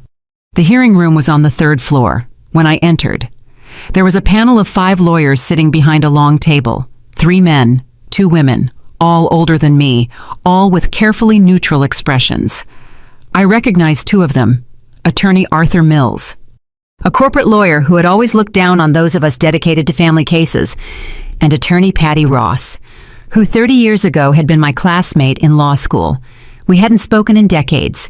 Attorney Vance, said the president of the panel, a man of almost 70 named Richard Fountain, "Thank you for appearing," as if I had a choice. I sat in the chair in front of them. Alone. My lawyer, a colleague who had offered to represent me at no cost, was sitting behind me. But this was my battle. "This hearing," began Mr. Fountain, "has been convened to review a complaint filed against you for alleged unethical conduct in the case against Mr. Mark Harrison. Do you understand the charges? I understand them," I said with a firm voice, "and I reject them completely. The complaint alleges that you have a conflict of interest representing your daughter, that you used your personal influence with authorities to accelerate an arrest without due investigation, and that you have conducted a defamation campaign against Mr. Harrison and his family." Every word was a carefully constructed lie, but presented with that formal legal language, it sounded almost credible. "Mr. Fountain," I said, "my daughter was a victim of domestic violence in my presence. I was a direct witness. There is no conflict of interest in protecting a victim, especially when that victim is your own daughter. In fact, any mother who did not act in those circumstances would be the one who deserved to be questioned." "But as a lawyer," intervened Mr. Mills with that condescending tone that irritated me so much, "you should have known that the most appropriate thing was to recommend your daughter seek independent representation. Your personal involvement compromises objectivity." "Objectivity," I repeated, feeling the rage rise. "You want to talk about objectivity when my daughter was bleeding on a dining room floor, when her husband had just hit her 3 times in front of me, Attorney Vance," said Mr. Fountain in a warning tone. "Maintain a professional tone." I took a deep breath, held back the words I really wanted to say. "Excuse me. What I'm trying to explain is that I acted within my rights and responsibilities as a citizen, as a witness, and as a mother. At no time did I violate the ethical norms of our profession." Patty Ross spoke for the first time. "Elena," she said, and the use of my first name took me by surprise. "I understand your position, but you must understand that this situation is complicated. Mr. Harrison comes from a respectable family. His uncle is a judge. His cousin is a prosecutor. There are considerations." "Considerations," I interrupted her. "Considerations about what, Patty?" "About whether a rich and connected man can hit a woman without consequences. I am not saying that." "Then what are you saying?" Uncomfortable silence. Mr. Mills took the floor again. "What Mrs. Ross is trying to explain is that your passion for these domestic violence cases, although admirable, can sometimes cloud your judgment. You have built a whole career on being the defender of women. And now, conveniently, your own daughter becomes a case. Conveniently?" My voice came out higher than I intended. "Are you suggesting my daughter invented being beaten so I could have another case?" "I am suggesting the situation raises legitimate questions." "The only legitimate questions here," I said, getting up from my chair, "are why we are having this hearing in the first place, who filed the complaint, who financed it, and what connections do they have with the Harrison family." Attorney Vance. "Sit down," ordered Mr. Fountain. I did not sit down. I have been in this profession for 32 years. I have defended 218 women. I have won 186 cases. I have helped pass 3 victim protection laws. My record speaks for itself. And now, I continued, for the first time in my career, I face a disciplinary hearing, not for malpractice, not for negligence, not for dishonesty, but for the unforgivable crime of protecting my own daughter from a violent man. If that is grounds to suspend my license, then suspend it.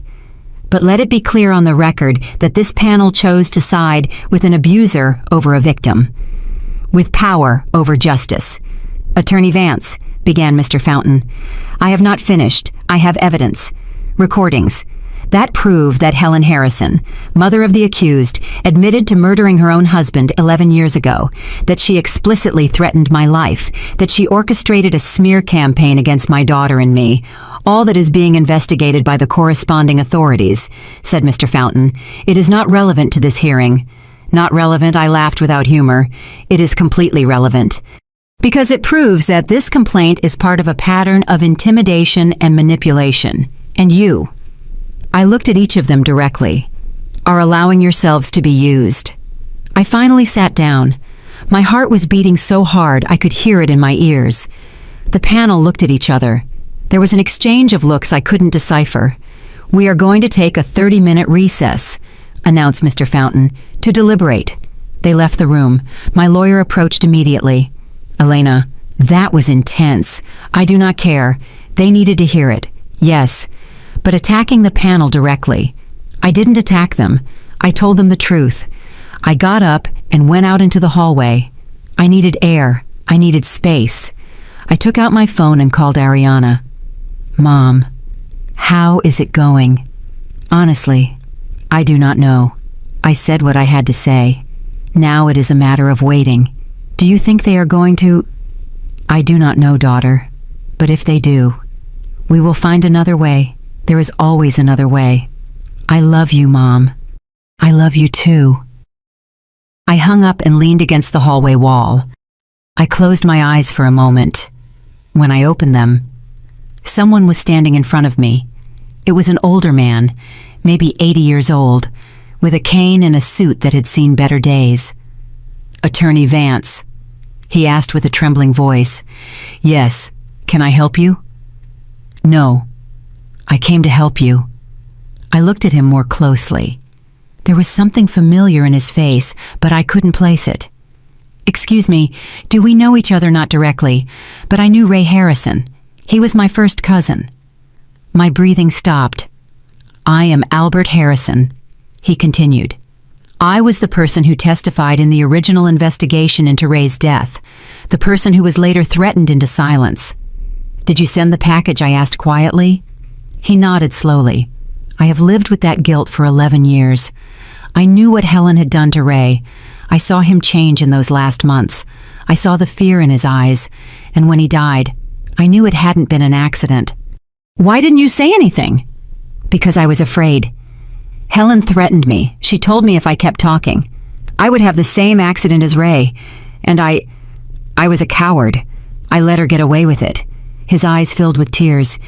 But when I saw what she was doing to that girl, to your daughter, I couldn't stay silent anymore. I hired a private investigator. I put listening devices in Helen's house when I went to a family dinner. I recorded everything for 3 weeks. Why anonymously? Because I'm still afraid, because I have grandchildren, because the Harrison family has power. But at least now the truth is out there. At least now there is a chance for Helen to pay.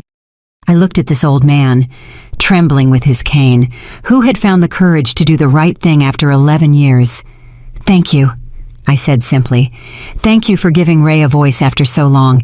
It was the least I could do. He was a good man. He didn't deserve what happened to him. Would you be willing to testify? Officially. He hesitated. If they guarantee me protection, then yes. It is time for this to end. It is time for Ray to have justice. I gave him my card. I promised him that Commander Miller would get in touch to organize protection. When he left, limping with his cane down the hallway, I felt something I hadn't felt in weeks. Hope. The 30 minutes turned into an hour, then 2. Finally, they called me back to the room. The 5 members of the panel were sitting again. Their expressions were illegible. Mr. Fountain spoke. Attorney Vance, this panel has carefully reviewed the evidence presented, the allegations against you, and your defense arguments. He made a pause that seemed eternal. We have decided to temporarily suspend this hearing. But I couldn't contain my surprise. Given the new revelations about the Harrison case, and the evidence being processed by criminal authorities, We consider it premature to issue a judgment on your professional conduct at this time. The hearing will be postponed indefinitely. Pending the resolution of the criminal case, your license will remain active during this time. It was not a victory, but it was not a defeat either. It was a postponement, a temporary truce. However, continued Mr. Fountain, it must remain clear that if at any moment it is determined that you acted unethically, this hearing will resume. I understand, I said. Can I leave? I got up. I said nothing else. There was nothing else to say. When I left the building, the sun was at its highest point. It was hot. The city bustled with normal life. I called Ariana immediately. They didn't suspend me, I said as soon as she answered. They postponed the decision. Is that good? It is the best we could hope for today. I am going to make coffee when you arrive. The pot roast style coffee Dad liked. Wait, coffee. Pot coffee. Like Dad liked. Perfect daughter. Perfect. But while I drove back to the suburbs, I didn't feel relieved. I felt exhausted. Exhausted from fighting. Exhausted from defending us. Exhausted from having to justify every action, every decision, every word. I arrived home and found Ariana in the kitchen. As she had promised, the smell of coffee, cinnamon, brown sugar, filled the house. It reminded me of Robert. It reminded me of quiet Sundays. It reminded me of a life that no longer existed. Mom, said Ariana, pouring me a cup. Are you okay? Yes, I lied. Just tired. There is something I need to tell you. Something in her tone put me on alert. What happened? I received a call from the pharmaceutical company. My stomach sank. They officially fired me. They said my indefinite leave has become contract termination by mutual agreement, according to them, to avoid scandal. Ariana, it is not your fault, Mom. It is just that. It is just that I am losing everything. My career, my friends, my reputation. Everything I worked for 10 years, is crumbling. I watched her sit at the kitchen counter with that same defeated posture I had seen in hundreds of victims throughout my career, and I realized something terrible. We were losing, not legally, not yet, but we were losing the war of attrition. Helen and Mark didn't need to win in court. They just needed to destroy us slowly, take away everything that mattered until there was nothing left to fight for. It was a brilliant strategy in its cruelty, and it was working. That night, while Ariana slept. I sat in Robert's study again. I do not know how much more we can resist. I told his photograph on the desk, we are losing everything, and I don't even know if in the end it is going to be worth it. Of course. There was no answer. But then, my phone rang. It was Commander Miller. Attorney, I need you to come to the station, tomorrow early. It is urgent. What happened? Mark Harrison violated the restraining order. He was arrested 2 hours ago. My heart accelerated. What did he do? He went to the house in the hills, the house he shared with Ariana. Apparently he didn't know we had installed surveillance after the threats. The cameras caught everything, caught what the commander paused. They caught him destroying the house, breaking windows, destroying furniture, and writing messages on the walls. What kind of messages? Threats. Very specific threats against Ariana and against you. I closed my eyes. Where is he now in custody? This time he is not going to get out easily, not with violation of a restraining order, destruction of property, and threats documented on video. I will be there first thing. I hung up and stared at the darkness outside the window. Mark had lost control. He had crossed the line so obviously that not even his family could protect him this time. It was a victory. But I didn't feel victorious. I felt hollow, because I knew this wasn't over. That Helen was still out there, free, dangerous, and that while she existed, none of us would be truly safe. The house in the hills looked like a war zone. We arrived early in the morning, Ariana and I, escorted by Commander Miller. The police had cordoned off the area. Neighbors peeked from their windows, some taking photographs with their phones. The scandal Mark so feared creating. He had finally created it himself. The front door was splintered, as if it had been kicked repeatedly. When we entered, The smell of spray paint hit me immediately. The walls were covered with words. Liar. Bitch. I am going to kill you. This is not over. Written with red spray, like blood. Ariana covered her mouth, holding back a sob. The furniture was destroyed. The sofa she had chosen with such care, slashed with something sharp. The dining table, where that fatal dinner had occurred, overturned. The fine porcelain plates that had been my mother's, shattered on the floor and in the kitchen. We found the worst part, the Japanese knife Robert had given Ariana, the one that had been damaged that first time Mark hit her. Now it was stuck in the wooden table. Next to it, a handwritten note. For when you return. The implications were clear and terrifying. Everything is documented, said Commander Miller, showing me his tablet with the security footage. He arrived at 11:30 at night. He spent 3 hours here, systematically destroying every room. In the video, I could see Mark moving like he was possessed, screaming, crying, breaking. At some moments, he talked to himself, as if he had a conversation with someone who wasn't there. Is he under the influence of something, I asked? Toxicology analysis pending, but his behavior suggests a psychotic episode, or simply uncontrolled rage. Ariana walked through the house like in a trance, touching the remains of her previous life. I bought that lamp in Oaxaca, she murmured, looking at the pieces of ceramic on the floor. On our first anniversary, I thought we were going to grow old together in this house. She knelt next to the fragments, touching them carefully, as if they were sacred relics of a life that no longer existed. Ariana, I said softly, kneeling next to her. This is not your life. This was an illusion. Your real life is waiting for you. A life without fear, without violence, without having to measure every word. But Mom, look at this. Look at what my marriage became. Walls with threats, destroyed furniture. How did we get here? Because you married a sick man, raised by a sick woman. It is not your fault. But I chose him. I said yes. I ignored all the signs, because he deceived you. Because that is what abusers do. They present themselves as Prince Charming until the trap closes. I helped her up. Her knees were trembling. Do you want to take anything, I asked? Anything you want to keep? She looked around. The destroyed living room, the ruined dining room, the kitchen stained with hate. No, she said finally. I do not want anything from here. This house is cursed with his violence, with his rage. Let it rot. It was the first time I heard true clarity in her voice since all this started. But there is something I need to do, she continued. What I need to see him. Mark.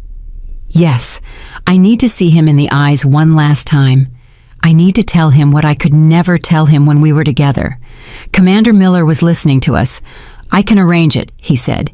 He is in custody. He has the right to visits from his wife. Technically, they are still married, but... Attorney. He looked directly at me. Are you sure it is a good idea?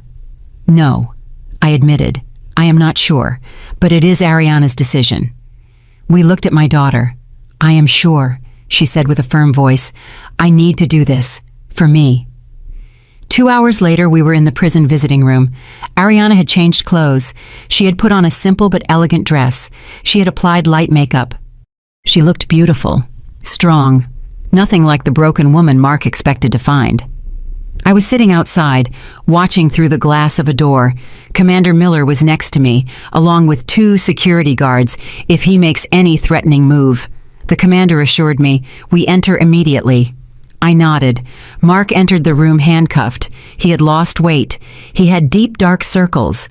His prison clothes were too big for him. He no longer looked like the successful and well-dressed engineer I had met 5 years ago. He looked like what he was, a man destroyed by his own violence. When he saw Ariana, his face went through a sequence of emotions. Surprise, relief, hope.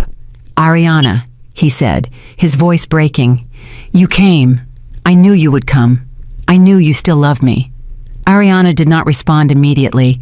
She just looked at him with an expression I couldn't decipher. Sit down, Mark, she said finally. He obeyed. Sitting in front of her, with his hands handcuffed on the table, I made a mistake. He began immediately. A terrible mistake last night. I do not know what happened to me. It was like something broke inside me. But I can fix it. We can fix everything. If only you forgive me. I did not come to forgive you. Ariana interrupted him. The silence that followed was absolute. What I did not come to forgive you, Mark. I came to tell you the truth. The truth I should have told you 3 years ago. Ariana, please, no. Now it is my turn to speak. For the first time in our marriage, you are going to listen to me without interrupting, without screaming, without hitting. Mark closed his mouth. Something in Ariana's tone must have told him that this time was different. When I met you, she continued, I thought you were everything I had always dreamed of. Smart, successful, charming. My friends envied me. My family admired you. I thought I had won the lottery. But little by little, so gradually I barely noticed, you started changing me, molding me into something that wasn't me. You criticized my clothes. You questioned my friendships. You controlled my time. And I allowed it because I thought that was love. I thought your jealousy meant you cared. Ariana, everything I did was because I loved you. No, she said firmly. What you felt was not love. It was possession. I was not your wife. I was your property, something you thought you could control, manipulate, punish when I didn't obey. Mark shook his head, tears beginning to fall. No, it is not like that. I love you. I have always loved you. Did you love me when you hit me for spilling a drop of water? Did you love me when you locked me in our room because I arrived late from work? Did you love me when you destroyed the house we bought together and wrote death threats on the walls? Every question was a stab. Mark shrank with each one. Your mother taught you that is how you love, continued Ariana, because that was how she loved your father, with control, with violence, with the belief that she had rights over his life. Do not bring my mother into this. Your mother murdered your father, Mark. She killed him and made you believe it was an accident. She raised you with that lie. She taught you that violence was normal, that control was affection, that victims were guilty. That is a lie, screamed Mark, getting up from his chair. The guards tensed, ready to intervene. Sit down, ordered Ariana with supernatural calm. And to my surprise, Mark obeyed. We have recordings, said Ariana, of your mother admitting what she did, threatening to do the same to me, with you on the side, listening, supporting her. She wasn't serious. Yes, she was serious. And deep down, you know it. You have always known it. That is why you never questioned the accident story. That is why you never really investigated how your father died. Mark crumbled, literally folded over the table, sobbing. I do not know who I am without her, he admitted between tears. I do not know how to be. She is all I have. And that, said Ariana, is precisely the tragedy, because you could have been different. You could have chosen to be the man you pretended to be when we met, but you chose to be like her. What am I going to do? Mark asked, with the voice of a lost child. What is going to become of me, I do not know. And honestly, Mark, it is no longer my problem. Ariana stood up. I came here for a reason. To tell you that I am no longer afraid of you, that I no longer blame myself for what you did to me, that I understand you were both victim and perpetrator. But that doesn't excuse what you did. I came to tell you that I am starting divorce proceedings, that I am going to recover my house, my money, my life, and that never, never again are you going to have power over me. Ariana, please, do not go. Goodbye, Mark. I hope one day, in some prison cell, you find the real therapy you need, not for me, but for you. And for any woman who has the misfortune of crossing your path in the future. She turned around and walked towards the door.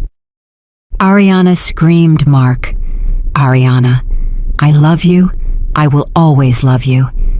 She stopped at the door without turning around. Love does not hurt, Mark. What you felt was never love. And she left. When the door closed behind her, I saw her transform. The shoulders she had kept tense during the entire conversation finally relaxed. The tears she had been holding back finally fell, but they were not tears of sadness. They were tears of liberation. I hugged her in the hallway, while Mark kept screaming her name from the visiting room.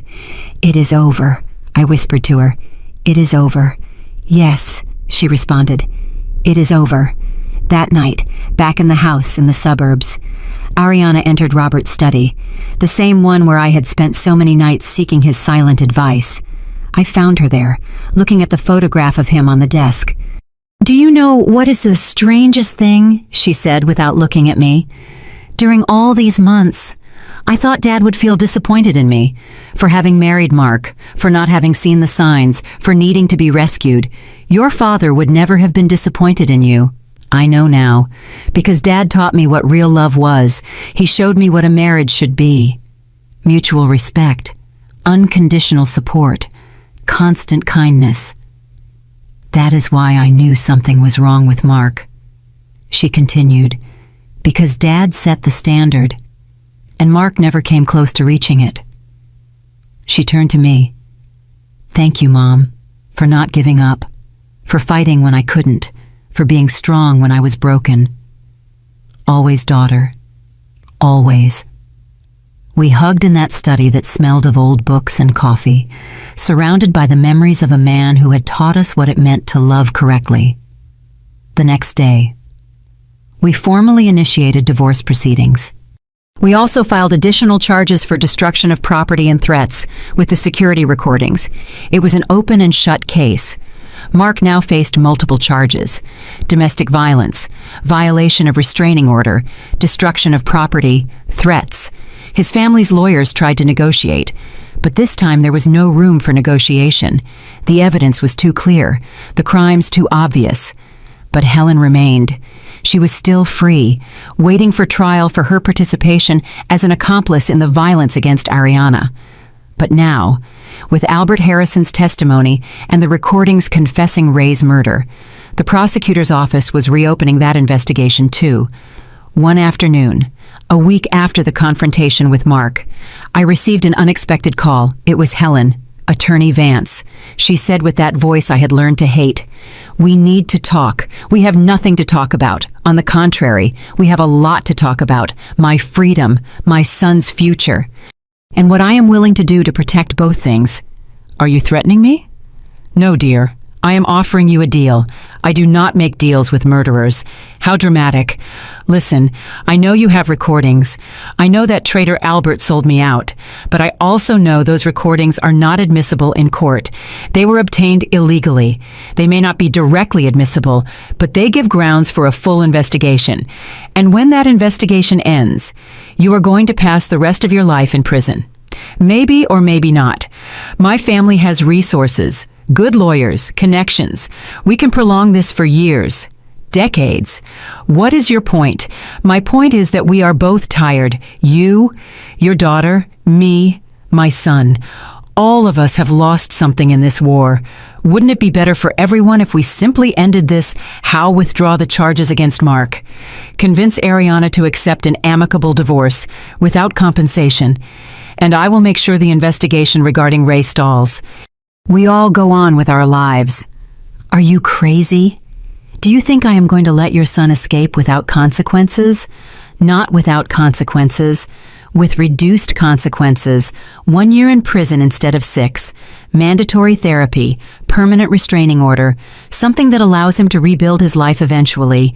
He hit my daughter. He threatened her with death. He destroyed her property. And you have destroyed her life, her reputation, her career. Isn't that enough?" For a moment, just a moment, I considered the proposal, not because I thought it was fair, but because I was tired, so deeply tired of fighting. But then I remembered Ariana's words in the visiting room, "Love does not hurt," and I knew my answer. "No," I said firmly, "there is no deal.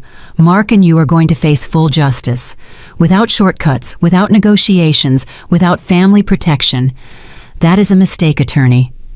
"No, accepting your offer would be the mistake, because it would send the message that money and connections can buy impunity. And I have dedicated my life to proving the opposite.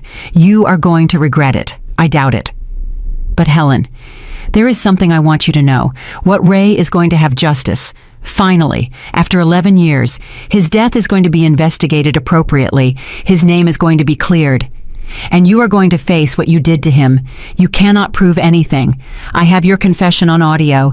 I have Albert's testimony. I have the original forensic reports with the doctor's notes. And I have something else. What I have time, all the time in the world, to make sure you pay. I hung up before she could respond. That night, sitting in the garden of the house, looking at the stars, I felt something I hadn't felt in months. Peace. Not because everything was resolved, the trial was still missing, battles still remained to be fought, but because finally, we had taken control of the narrative. We were no longer victims running from danger. We were warriors choosing our battlefield, and in that choice, in that silent turn from fear to action, we found our true strength. Ariana came out to the garden and sat next to me. "What are you thinking about?" she asked. "About your father, about how he would be proud of you, of me. Why? Because you faced your abuser. You told him the truth. You freed yourself. That requires courage most people never find. I learned it from you. No, you had it inside all along. I just helped you remember it.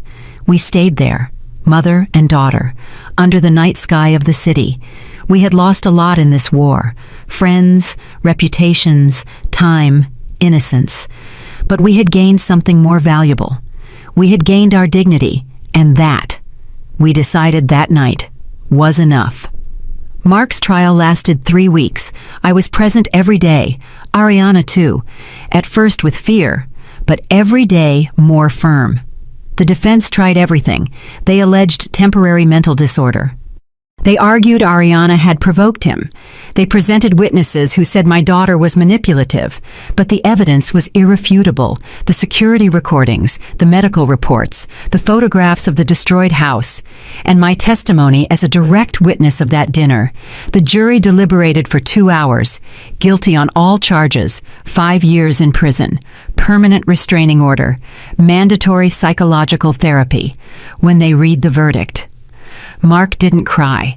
He just looked at Ariana with an empty expression, as if he finally understood he had lost forever. Helen, sitting in the gallery, did cry, but they weren't tears of regret. They were tears of impotent rage. Her trial came 2 months later. The reopening of the investigation into Ray Harrison's death had revealed more than we expected. Testimonies from neighbors who were never heard. Medical records demonstrating a pattern of injuries on Ray. Financial records showing how Helen had taken total control of her husband's accounts months before his death. And the recordings. Those damn recordings where she confessed everything. Helen's lawyers fought hard. They argued the recordings were inadmissible, that Albert's testimony was prejudiced, that there was no physical evidence after 11 years. But the judge, a woman of 60 with a reputation for being inflexible in violence cases, allowed much of the evidence to be presented. The trial lasted 5 weeks. It was exhausting, painful. Each day revealed new layers of Helen's darkness. The final verdict: guilty of intentional homicide in the degree of complicity for Ariana's case. Guilty of obstruction of justice for the cover-up of Ray's death. 12 years in prison. When the judge read the sentence, Helen finally lost her composure. She screamed. She called the judge corrupt. She pointed at me and screamed that I had destroyed her family. "You destroyed your own family." I responded calmly. "I just made sure you paid for it." They took her out of the room, handcuffed, still screaming threats. But in her eyes, I saw something I hadn't seen before. Fear. Real fear of what awaited her. 12 years in prison for a 64-year-old woman meant she would probably die there. And for the first time in this nightmare, I didn't feel satisfaction. Just sadness for all the pain this woman had caused, for the lives she had destroyed, including her own sons. 6 months after the trial, Ariana received a letter. It was from Mark, from prison. She hesitated to open it. We sat in the kitchen for half an hour, looking at the sealed envelope. "Do you want me to open it?" I offered. "No, I need to do it." She opened it with trembling hands. The letter was short, written by hand with trembling writing. Ariana, I do not expect you to read this. I do not expect you to forgive me. I just needed to write these words even if they never reach you. I am in therapy. Real. This time. I have started to understand what my mother did to me, what I did to you, the cycle of violence I repeated without even realizing. My therapist asked me last week if I was ever really happy in our marriage. It took me days to realize the answer is no. Because it wasn't happiness I felt, it was control. And when I lost that control, it terrified me so much I responded with violence. I know I will pass years here. I deserve it. But I want you to know something. You were right. In everything. My mother killed my father. I knew it always. On some deep level, I never wanted to recognize, and I chose to become her because it was easier than facing the truth. I do not ask for forgiveness. I do not deserve it. I just ask you to live, to be happy, to find the love I could never give you. And if you ever have a daughter, teach her what I never learned. That love does not control, does not hit, does not destroy.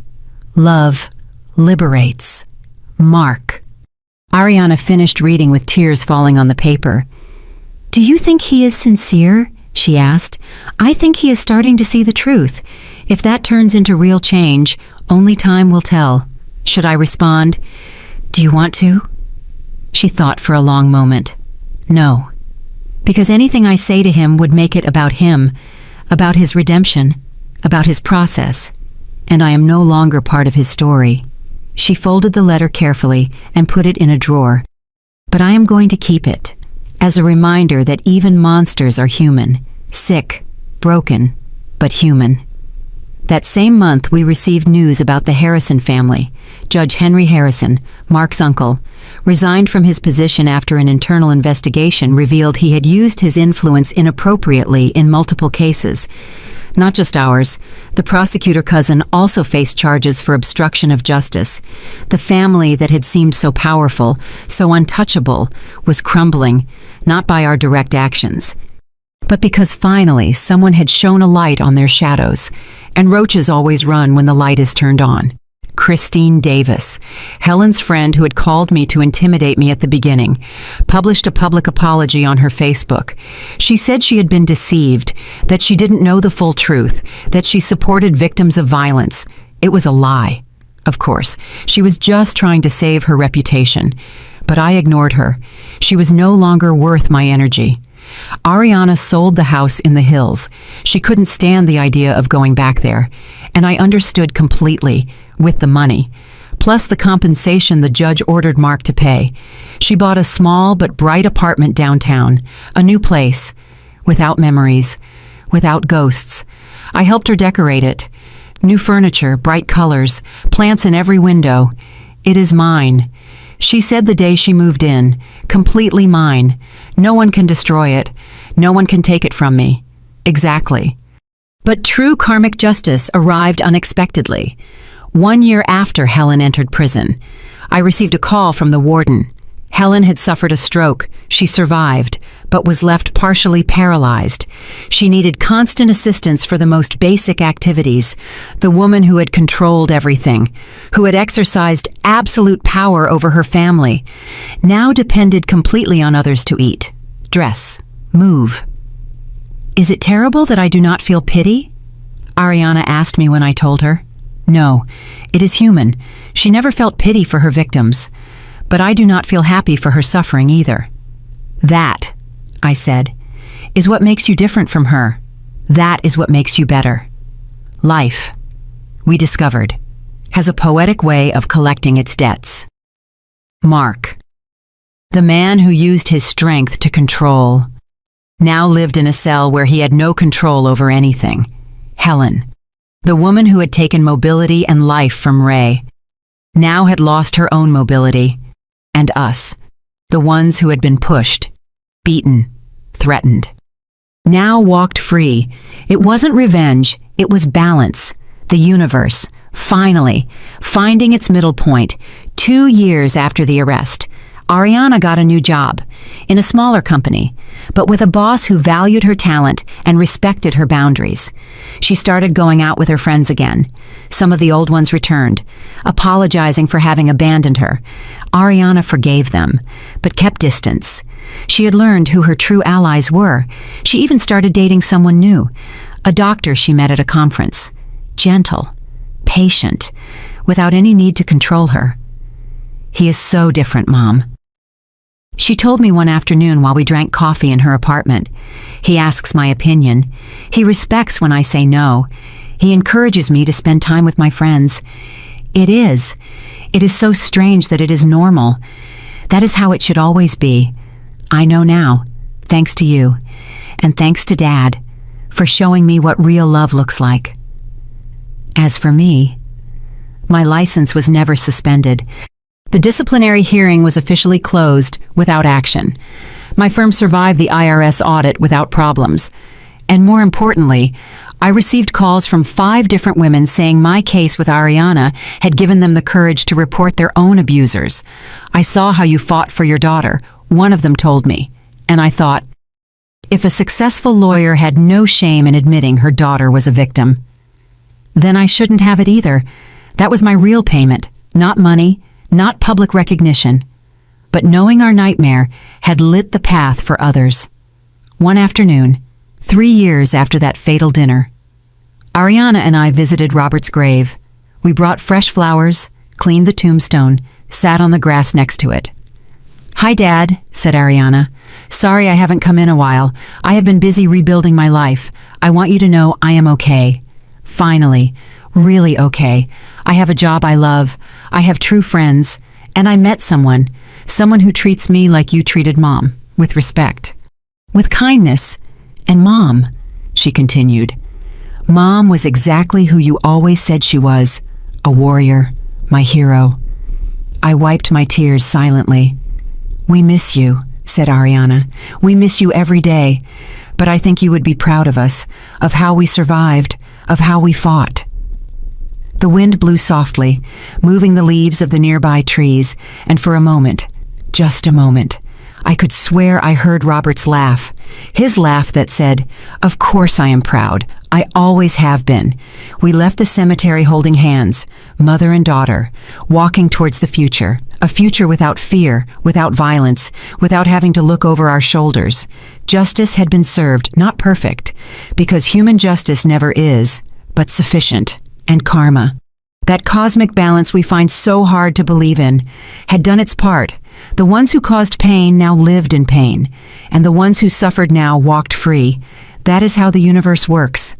We discovered, slow, imperfect, but inevitable. The truth always finds its way. And justice, although late, always arrives. Today is 5 years since that dinner. 5 years since my blood froze hearing an applause celebrating violence against my daughter. 5 years since I dialed that number and changed the course of our lives forever. I am sitting in my garden, the same one where Robert grew his herbs. The rosemary was finally pruned. The thyme is under control. The plants he loved now grow orderly, healthy, revived, like us. Ariana comes to visit me every Sunday. No longer for roast, although sometimes I prepare it in Robert's honor. She comes simply because she wants to, because our relationship is no longer marked by trauma, but by the love that was always there. Today she brought someone with her. "Mom," she says with a smile that lights up the whole garden. "I introduce you to Daniel, the doctor she met 2 years ago, the gentle man who treats her as she always deserved to be treated." I watch him carefully while he greets, the way he looks at Ariana, the way he waits for her to speak first, the way he keeps a respectful distance until she invites him closer. I see respect, I see patience, I see real love. "It is a pleasure to meet you, Mrs. Vance," he says with genuine sincerity. "Ariana has told me a lot about you, about everything you did for her.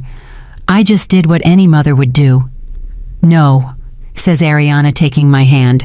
"Not any mother. Many mothers look the other way.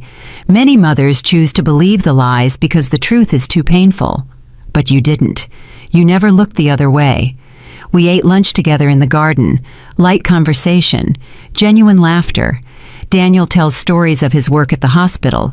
Ariana talks about her new project at the pharmaceutical company, one that could help make medicines more accessible in rural communities. I am returning to my purpose, she tells me, to do science that matters. That helps. Your father would be so proud. I know. I feel he is watching me, that both are watching us. After lunch, Daniel kindly offers to wash the dishes. Ariana and I stay in the garden, alone for a moment. Is it serious, I ask? Yes. She responds with a shy smile. Very serious. Mom. He asked me to marry him. My heart skips a beat, not of fear this time, of hope. And what did you say? I said I needed time, not because I have doubts about him, but because I need to make sure I am ready, that I have healed enough. That, I say, is exactly the right answer. It shows you have learned, that you know your worth. I also told him that before being able to say yes, I needed him to know my whole story, the violence, the trial, everything. I do not want secrets in this relationship. And how did he react? He hugged me. He told me nothing in my past changed how he felt about me, that he admired my strength, that he would be honored to spend his life showing me how a woman should be treated. My eyes fill with tears. Then you have my blessing. When you are ready. Thank you, Mom. For everything. For never giving up on me. For showing me I deserved better. For saving my life. You saved your own life, daughter. I just gave you the tools. We stayed silent for a moment, listening to the wind in the trees, the birds singing, the ordinary life we almost lost. Do you know what I have been thinking lately? Says Ariana. What about all the women who didn't have the luck I had? The ones who do not have a lawyer mother. The ones who do not have resources. The ones trapped without a visible exit. I think about them all the time. I have been considering something. I want to use my story, publicly, to help others. I look at her surprised. Are you sure that means exposing yourself? Reliving the trauma? I know. But Mom, if my story can help a single woman recognize the signs, to have the courage to report, to know there is life after abuse, then it is worth it. My daughter, my beautiful, brave daughter, then we will do it together. I will support you every step. Daniel comes out of the kitchen, drying his hands. Do I interrupt something important? No, says Ariana, getting up. We were finishing. Ready to go when you are ready. They say goodbye. I see them walk away, hand in hand, towards their car. And for the first time in 5 years, I feel complete peace. Because my daughter not only survived, she flourished. That night, alone at home. I open my laptop. I have been writing these memoirs for months, the full story, every detail, not for me, but for the others, for the women sitting at family dinners, feeling something is wrong, but unable to name it, for those who receive the first blow and wonder if they are exaggerating, for those who love their abusers and hate themselves for it, for the mothers who suspect but are afraid to ask. I write the last line. If my story helps a single woman open her eyes, it will have been worth it. Every tear, every battle, every sleepless night. Because in the end, it is not about revenge. It is about justice. And justice begins when someone, somewhere, says, no more. I said no more that night in that dining room. When will you say it? I close the laptop. Tomorrow I will send it to be published. Tomorrow another battle will begin, this time to change hearts and minds. But tonight I allow myself to simply be a 62-year-old woman. Mother, lawyer, widow, survivor. I pour myself a cup of coffee, the last one Robert taught me to make, and I toast in silence to my husband, who taught me what true love was, to my daughter, who found her strength in the darkness, to all the women who came before us, opening paths, and to all who will come after, walking the paths we helped create. Violence did not win, fear did not win, corrupt power did not win. We won. Two women who refused to be silenced, who refused to be destroyed, who refused to accept that violence was their destiny, and in that rejection, in that resistance, we found something more precious than any legal victory. We found our voice, our dignity, our freedom. If you are listening to this and recognize your story and mine, I want you to know something. You are not alone. You are not crazy. It is not your fault. And yes, there is a way out. It may be you do not see it now. It may be you feel trapped. It may be you love the person who hurts you, and that confuses you. All that is normal. But listen to me well. You deserve love that does not hurt. You deserve respect that does not condition. You deserve to live without fear. And when you are ready, when you finally say, no more, there will be people there to help you. Lawyers, counselors, shelters, families, friends. It may be you lose things on the way. I lost friendships, reputation, years of peace. But I gained something more important. I gained my daughter back, and she gained her life. So thank you for listening to the end. Thank you for allowing me to share this story I kept too long. If this story touched your heart, subscribe and activate the bell to hear more stories of women who transformed their pain into wisdom. Every day, a woman, a life lesson. Share this story with someone you love. Sometimes, a story like this can change a whole day, can change a whole life. God bless you. And remember, true love never hurts. Never. Until next time, with love. Elena Vance, a mother who saved her daughter, and a daughter who saved her own life.